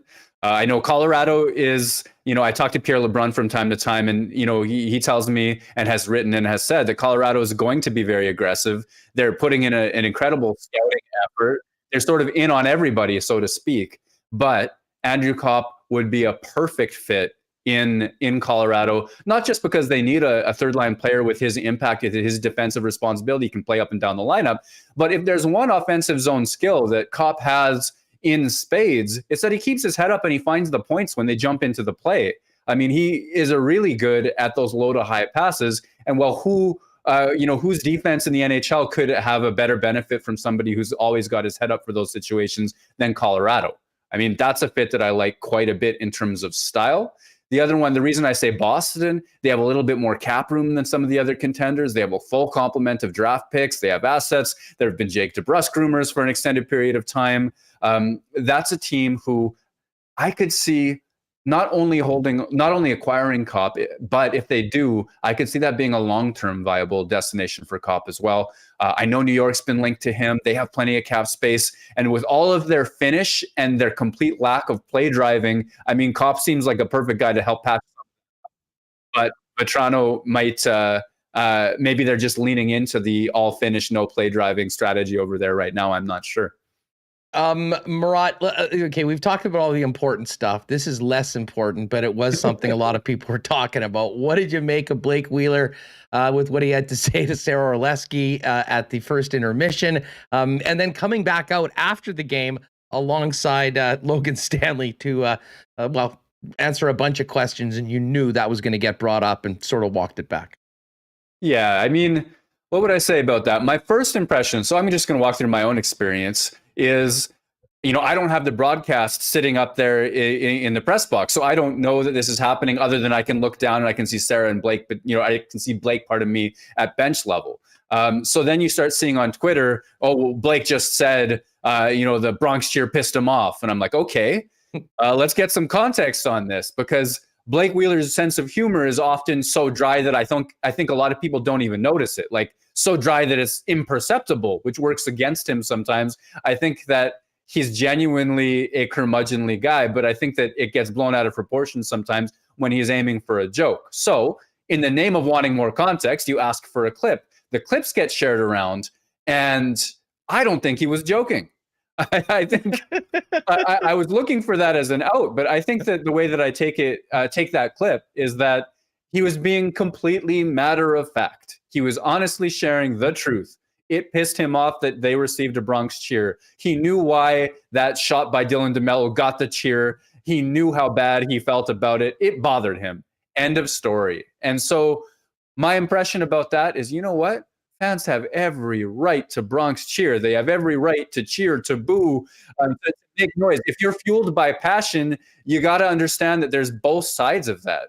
And there are lines that fans can cross. A Bronx cheer is so far from one of those lines that, like, it's not even worth discussing it's not even worth getting into that. So I guess what I'm saying is I think that it's more than fine for fans to have Bronx cheered. I think that I respect his honesty. I'm not going to take a huge amount of umbrage to that.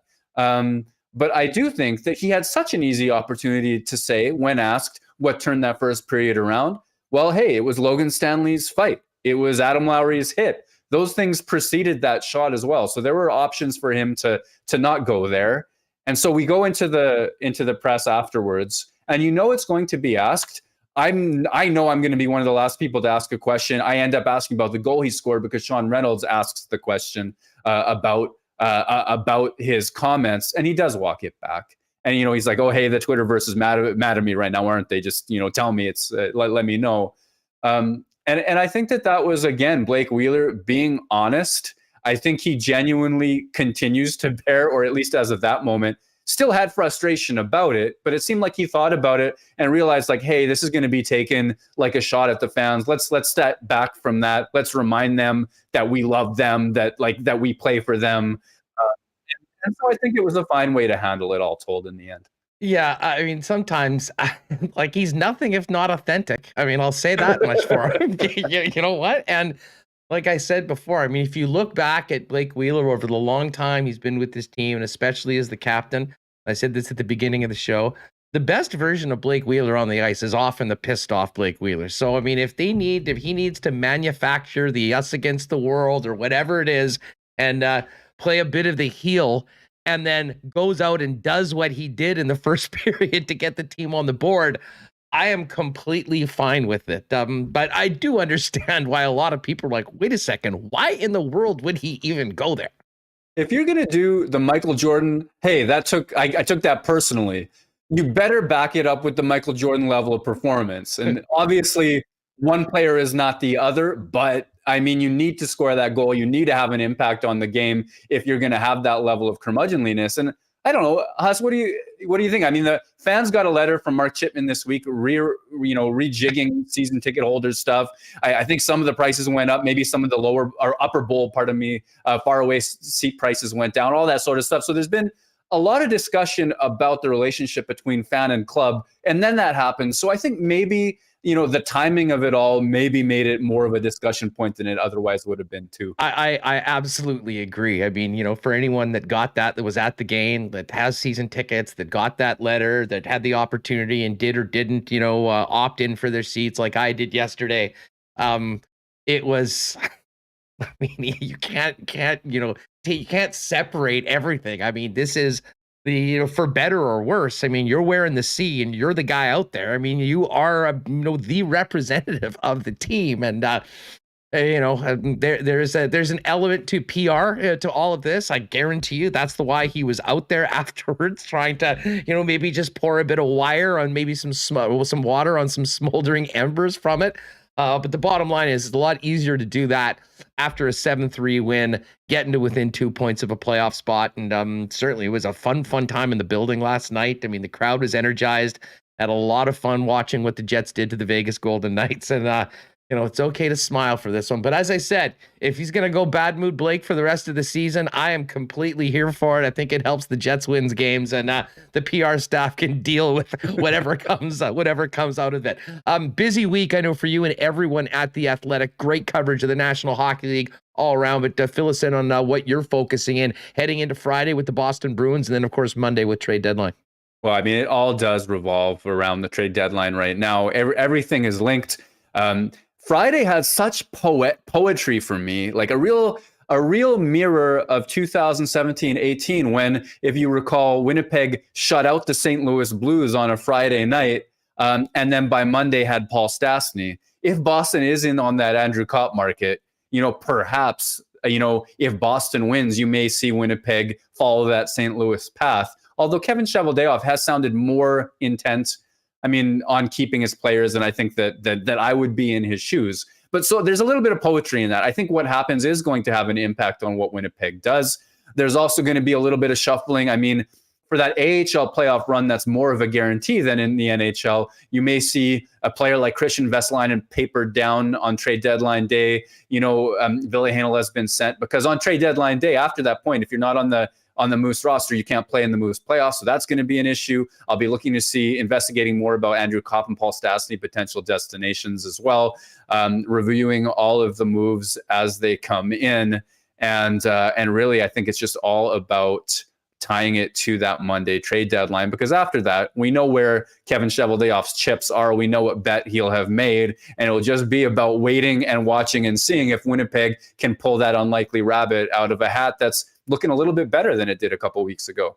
Yeah, I mean, Money Puck has the team at the 9% to make the playoffs. I didn't like those numbers, so I looked for different numbers, and we've got 538 has 18%. So we're going with Nate Silver and his crew. They're the ones that know what they're talking about. The numbers are rising right now. It'll be a very interesting weekend, and should be another fun night at the rink when the Boston Bruins come to town on Friday night. Murat, thanks so much for doing this. We are going to do an extended show on Monday. I know you're going to be very busy, probably down at the rink covering it all. We'll certainly have some time if you do, maybe to do a quick chat at some point, but we'll look forward to catching up at some point next week post deadline and look ahead to where the Jets are and what has happened and what that means for the rest of the season and heading into the off season and, dare I say, potentially the playoffs.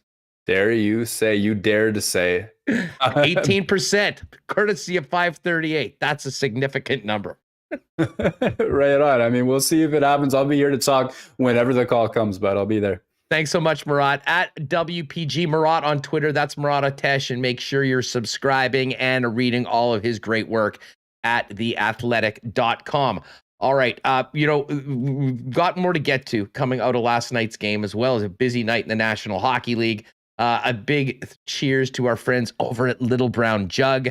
with the iconic flagship 1919. The Belgian Pale Ale with low bitterness and a spicy and herbal aroma, and easy drinking and full of flavor, a balance they're proud of. And you can pick up 1919 at fine bars and restaurants throughout the city when you're out gathering with friends.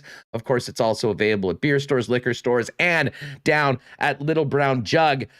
Taproom hours back to spring, open 12 to 9 Tuesday to Thursday and 12 to 11 Friday and Saturday. Visit them for a pint of 1919 or a flight to try their 7 beers on tap. And again, you can order for home delivery at littlebrownjug.ca. Busy night last night, and a lot of happy Jet fans popping in the Boston Pizza City Place after the game. BP City Place, of course, a great place to be before and afterwards, right beside the rink in City Place. And if you're not going to the game, get together with friends at your local Boston Pizza for a great night out with the big game on the big screen with full sound. And the Jets pick a player contest at many of the local Boston pizzas. Hit them up at bostonpizza.com for their game day deals and to order for delivery. Now, let's get into our Princess Auto, a quick curling report, because there's lots going on. And I lean on my guy, Ted Wyman, the go-to guy for all things curling. We've been talking about the incredible run of Team Jennifer Jones, proudly sponsored by Princess Auto. They are not the only team that is calling it a quits as a unit at the end of the season. Tracy Fleury's squad, who was the number one team for the majority of the year, lost in that heartbreaking fashion at the end of the end of the Olympic trials, is breaking up. Tracy, of course, playing out of East St. Paul. She's in Sudbury. We'll see what happens for Selena and the rest of their teammates. And then this is a bit of a surprising one, maybe not so much to people in the know, but Kevin Cooey's team. Kevin Cooey has made it official. They're breaking up after this season as well. He said it wasn't exactly a secret during the Brier, but would have been interesting to see what would have happened if they had won. They, of course, lost the final to that legendary run by Brad Gushu playing down a man and winning another Brier championship. Of course, Princess Auto, proud sponsors of Team Jennifer Jones and Team Mike McEwen all year long, and the sport of curling around Canada, is also the place where you'll find the best deals on the most unique assortment of tools and equipment around. Everything you need to complete the projects on your list or start something new is at Princess Auto. Of course, nationwide, but headquartered and family owned right here in Winnipeg. 2 local locations to pop into, or you can order online 24/7, 365 at princessauto.com. Let's get Michael Remis back in here. And Remo, I have to ask you, have you been noticing like some sort of a sound, like a magic wand is happening? Is that me, or is that some sort of magic happening back at the CTO headquarters? Sorry, I will turn that off. Okay, you're good now. Beauty. Sorry about that. No problem. But let's get to it. We've spent a lot of time talking about the Jets, but I think we do need to give a big thank you to the Toronto Maple Leafs last night. Not too often the Leafs get a lot of love here in the PEG and certainly in the chat, but there was their rookie goalie, Calgren, with a 35-save shutout last night against the Dallas Stars. We spent a lot of time talking about Dallas. That is the team, of all of the teams the Winnipeg Jets are chasing, that is in the best position because of the amount of games that they've played. So for the Jets to get a clean win and Dallas to lose in regulation was a nice bump for the Winnipeg Jets, because if they can't overtake Dallas, they can't get into 5th in their division, and that means there is no chance of a wild card spot. And we know that the top 4 teams in the Central are pretty much in. Yeah, we're scoreboard watching season is on. We were all hoping the Leafs could do what the Jets weren't able to, and that is beat Dallas in regulation. And shout out to this goalie.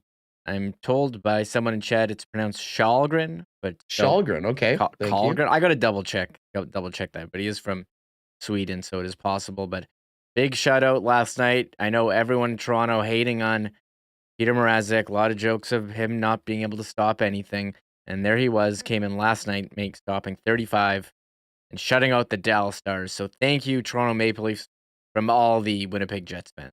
You know what is so funny, dude? We've spent, and obviously I'm tight with a lot of the guys in Edmonton and do a lot of work with Dusty, often catch his shows in the morning. I mean, when it comes to the goaltending market, I mean, Edmonton had been the hot spot in the league. Mikko Koskinen sucked. Mike Smith was never healthy.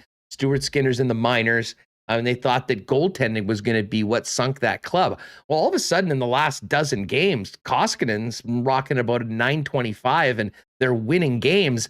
And you've got this situation in Toronto now. And Jack Campbell, kind of from the new year, really, especially around the All-Star break, had struggled compared to the brilliant numbers that he put up earlier on in the season. And Peter Mrazek has not been able to stop anything. And now I'd say the most critical condition when it comes to the goaltending market is Toronto, not Edmonton. And I didn't think we'd be saying that a month ago.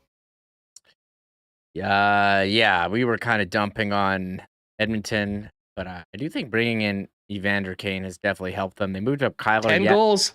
Yeah, wow, 10. That's pretty impressive. They moved up Kyler Yamamoto to the first line. He scored. So Edmonton, they're getting a bit healthier on defense as well. So I think, as long as you have McDavid and Draisaitl, you're in good shape. And Vegas has lost 5 in a row. Anaheim's 2-6-2 in the last, so they've fallen off a bit. Vancouver's hot, 7-2-1 in their last 10. So I think the Pacific is just so weak. They can squeak in there in third. And if you have McDavid, anything can happen. Yeah, no doubt about that. Let's well, you know what? I'll give a big shout out to our friends, the Nick and Nikki at the Nick and Nikki DQ group. We'll get to the Coolbet Lines in a minute. Of course, DQ now featuring the new and improved grill burgers, which for my money were always some of the best in the fast food game. They're even better now. Buns, sauces, patties, and more.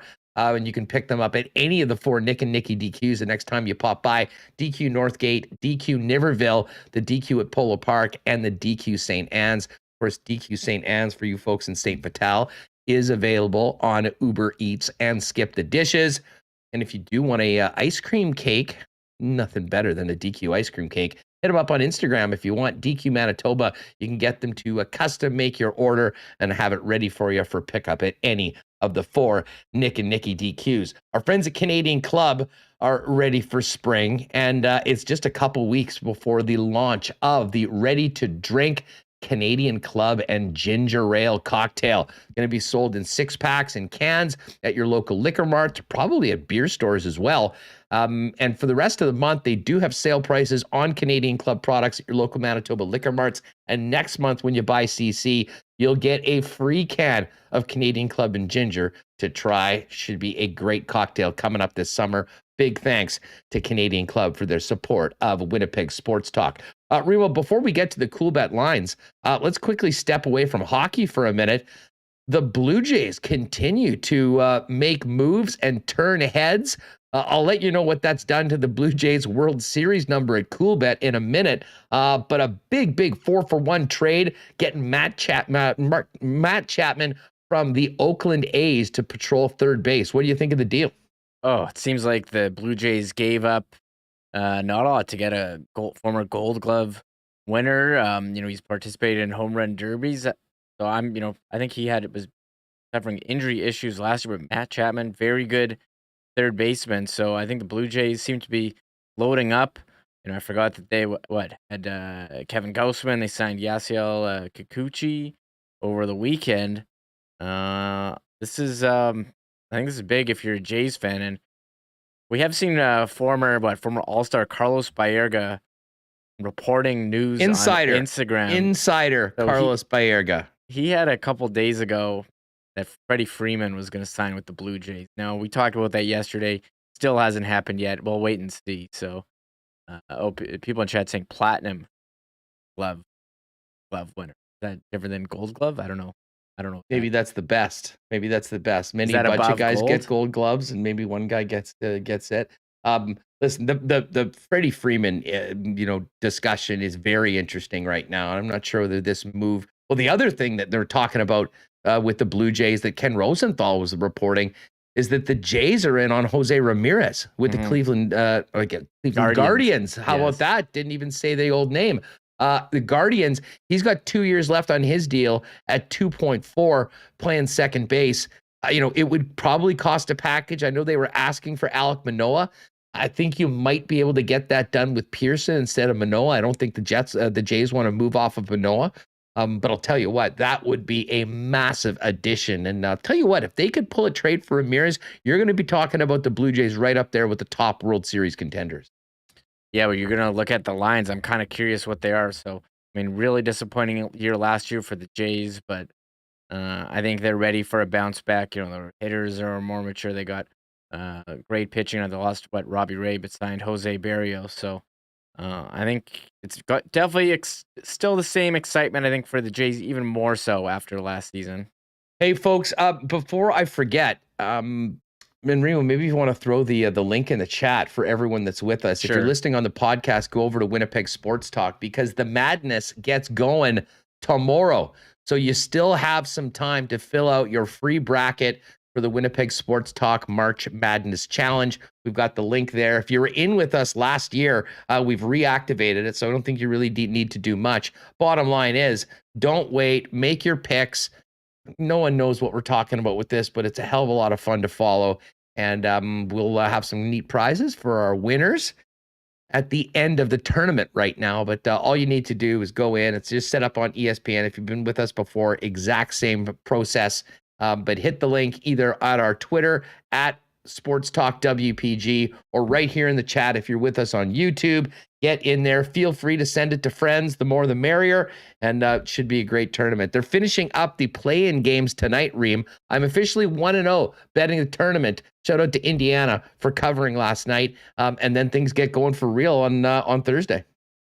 Yeah, I'm not really a big play-in games guy. Maybe I should be. I haven't done I'm any. on Rutgers tonight. Rutgers over Notre Dame. I'll be making my bracket tonight. I usually do it the Wednesday night, and I mean, hopefully it's good. I don't know. I haven't watched any college basketball, but that's par for the course, and I'm here for the March Madness, and I'll watch as long as my bracket is alive. Yeah, you got it. 2 games tonight. Bryant and Wright State. Is that a play-in game? Well, regardless, the one thing I know is a play-in game is the one that I'm going to be taking. Rutgers against Notre Dame. Essentially a pick 'em right now. Notre Dame a 1-point favorite, and on the money line, Rutgers is -103. Notre Dame -114. We'll finish off with the. We'll finish off with the NHL. Let's get over to baseball though, because wow, we've already got some MLB preseason. Oh, and my favorite, the KBO is back. Yeah, Tigers and the KT Wiz going at it tonight, 11 o'clock start. I'm ready for baseball. But we do have, and I guess these are down right now because of all of the action, but I did see earlier today, I'm sure it'll come back a little bit later on today when you're looking at the season bets for Major League Baseball, is that the Jays, who were 22-1 when the deal was signed, quickly moved to 18-1 when a lot of people jumped on the Jays. And with these recent additions and the trade of Chapman today, all the way down to 12-1. And of course, a crazy 3-horse race in the AL East for the Blue Jays, Rays, well, really a 4-way run if you want to include the Red Sox and the Yankees in there as well. Everybody but the Baltimore Orioles, basically. So Coolbet will have those lines, especially as we get closer to the start of the regular season. But let's get over to the hockey for tonight. There's 5 games. I was really hoping this Bruins Wild game would be tomorrow night and the Jets would get them on the second end of back-to-backs. That's not the case. They're playing their back-to-backs tonight. They will be playing 3 games in 4 days, though, when the Bruins come to Winnipeg on Friday night. It's the Wild -111, Bruins -106 tonight, so very close to a pick-em. Olaine and the Blue Jackets are in Ottawa to take on the Senators. Senators, a -125 favorite. CBJ, +106. The Red Hot Flames continue steamrolling opponents. They're a massive favorite tonight, -345 against the New Jersey Devils. And the champs are out on the West Coast. Tampa Bay in Seattle to take on the Kraken. I assume that's the first visit ever for Tampa out to Seattle. And Tampa, a -263 favorite. Kraken, big home dog at +215. If you haven't played before at Coolbet, use the promo code WST for a 100% deposit on your first deposit up to $200. Good show today, Remo. Anything else you want to hit before we finish up? Not a lot going on in the NFL today, although my guy, the elite Joe Flacco, is heading back to the New York Jets. And J.D. McKissick, interestingly, signed with the Bills and then actually said, thank you, but no thank you, and signed the exact same deal to stay in D.C. with the Washington Commanders. And all I can think of is he thought that, oh, man, moving sucks. I'm just going to stay here. Okay, there was one CFL note someone mentioned in chat. So remember earlier this offseason when Edmonton signed Adarius Bowman? He came out of retirement. Yeah, he's retired again. He said he's officially retired. It's like, didn't he just sign? So, TSN announced their trade bait board. We always hear for the updates. We're only here. We don't care about the roster players. We care about the non. Oh, let's take a quick look at the trade bait board before we're done right now. Claude Giroux looks like he's going to be the top guy on the list. Hampus Lindholm, number 2. Jacob Chychrun, number 3. I mean, both of those defend. The thing with Chychrun is that the cost to get him is going to be massive because he has 3 more years on his deal at a cap hit of $4.6 million. I mean, you're talking about a real significant package to land Chychrun. A little less so for pending unrestricted Hampus Lindholm, who was not able to come to terms, or at least hasn't yet, with the Anaheim Ducks and Pat Verbeek. Apparently, they were talking about a 5-year deal. Nothing signed right now, so he's number 2 on the list. And then Giroux, and Giroux's interesting. I mean, to be honest, I think teams would probably rather maybe get the defenseman or either one of those two. But Giroux, with the just how prolific and productive he's been over his career with an expiring contract, certainly would be an interesting and an enticing ad for many NHL GMs. Yeah, one name who was on the top of the list before, who's I don't see him here in the top bit, is Tomas Hertl of San Jose. Pierre LeBrun tweeted before that their talks are progressing on an extension, and I kind of agreed. I think he's been with them for a while, and who if they don't have him, I mean, who else do they have? So I think that kind of makes sense for both sides to work something out. So I guess we'll keep an eye on the trade bait list. I mean, there's Andrew Kopp, number 16, John Klingberg, 17. Where's Arizona cap space? Oh, there it is. 23 on the list. My favorite. Tampa first rounder, 32 on the list. There's Toronto first rounder, 27. Couple other interesting names though on it. I mean, former Jet Ben Sherratt's at number 4, no surprise. Ricard Raquel in Anaheim's at 5, and the captain of the Kraken, Mark Giordano, with an expiring contract, also available. We were talking to Murat about Jake DeBrusk. He comes in at 7. Jacob Middleton, not as familiar with him, left defenseman for the San Jose Sharks, RFA. He's at number 8. Justin Braun in Philly at 9, Kelly Yarncroc at 10, and then Colin Miller. And Marc-Andre Fleury is really interesting, Reem. I mean, he's number 12. I believe he would have to waive his deal or approve wherever he'd be going. But he does have an expiring contract. I mean, the Hawks aren't going anywhere. You would think that Fleury might jump at the opportunity to be a deadline acquisition. I know there's been talk in Toronto. His name's been mentioned in Edmonton, of course. Those 2 spots for goaltending. Be very interesting to see if anything happens with Fleury. And of course, the Jets are in Chicago to play the Hawks on Sunday, the night before the deadline. So potentially that could be his final game as a Hawk if they do make a move. Yeah, that would be crazy to see him in another jersey. And there's so much talk now that Leonard can't stay healthy. Vegas is struggling, and how much they made the wrong pick by trading away Marc-Andre Fleury. So I'd like to see him with another team, but maybe, you know what, Huss, it's nice. You stay put. You don't have to move. You don't have to play in the summer. I don't know. Your body feels good. So although you do want to win, you probably could help at Toronto or Edmonton pretty well. Speaking of Chicago, Brandon Hagel comes in at 14. He's been really good. I actually picked him up in fantasy a couple weeks ago. I just don't know why you would move a guy who's good and cheap. Isn't that 2 years left at $1.5 million. I mean, no, I'm with you. I mean, listen, I guess, anyone is available for the right price, but I'm with you. I mean, considering the cap number and the term on Hagel and the productivity he's had, he's got 21 goals and 37 points on the season. Why in the world you'd be moving that? And certainly I don't think they're looking to deal him. Max Domi's on the list. I thought that was somewhat interesting. Of course, he is a UFA at the end of the season. He's coming in at 15. And that Jack McBain, and that he's a guy, Andrew McBain's son, rights held by the Minnesota Wild. He is one of these 4-year college players that, could potentially go back in. He had been linked to Winnipeg.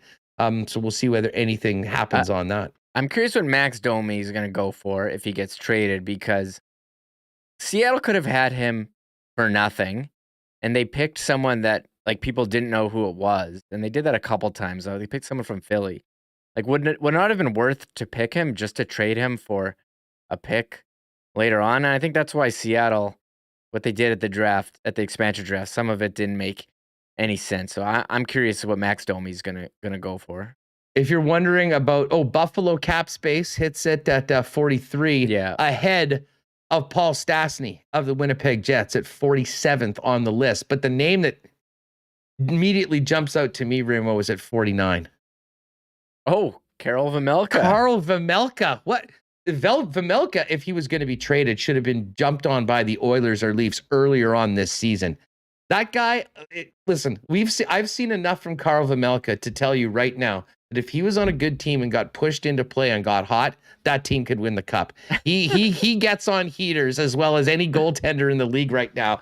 Ask the Jets, ask the Leafs, ask a number of his victims. It might not always go that way, but when he gets hot, no one's scoring on him. And that's what you want in a goaltender. I agree. So, and he's an RFA too, so you'd have him for the future. That's an interesting name as well. But you think, wouldn't the Coyotes want to keep a guy like that?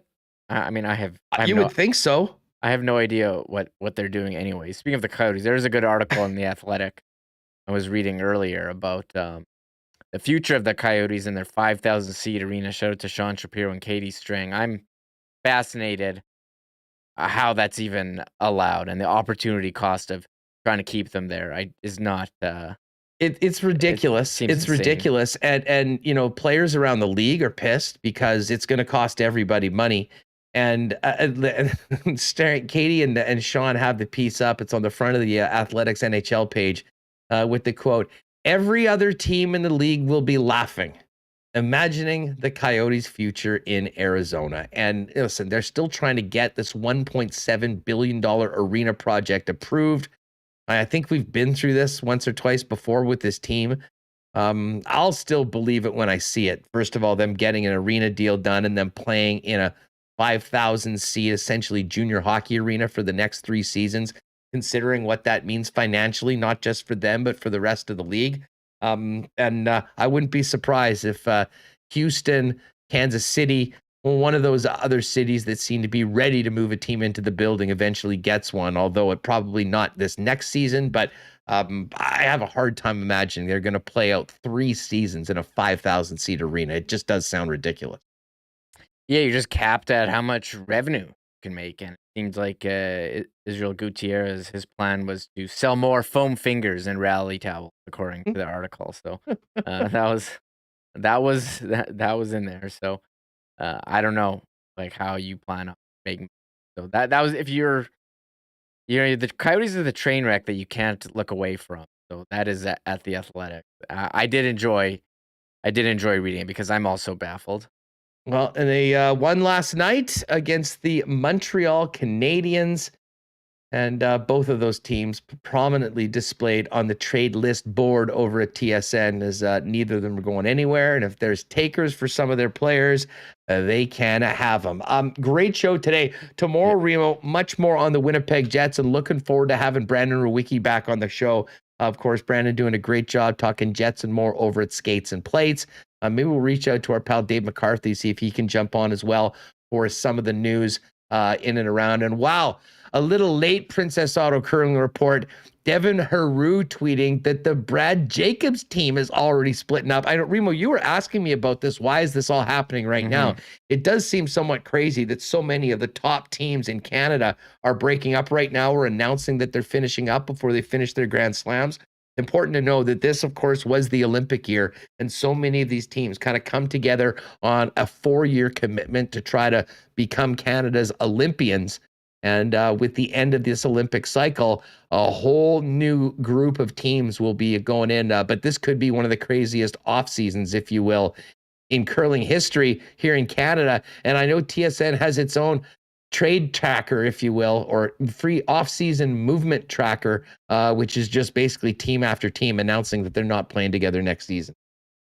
Yeah, lots going on in the curling. So yeah, Brad Jacobs putting out that tweet that they're breaking up. So that's going to be a new look as they prepare, I guess, for the next Olympic cycle. Interesting.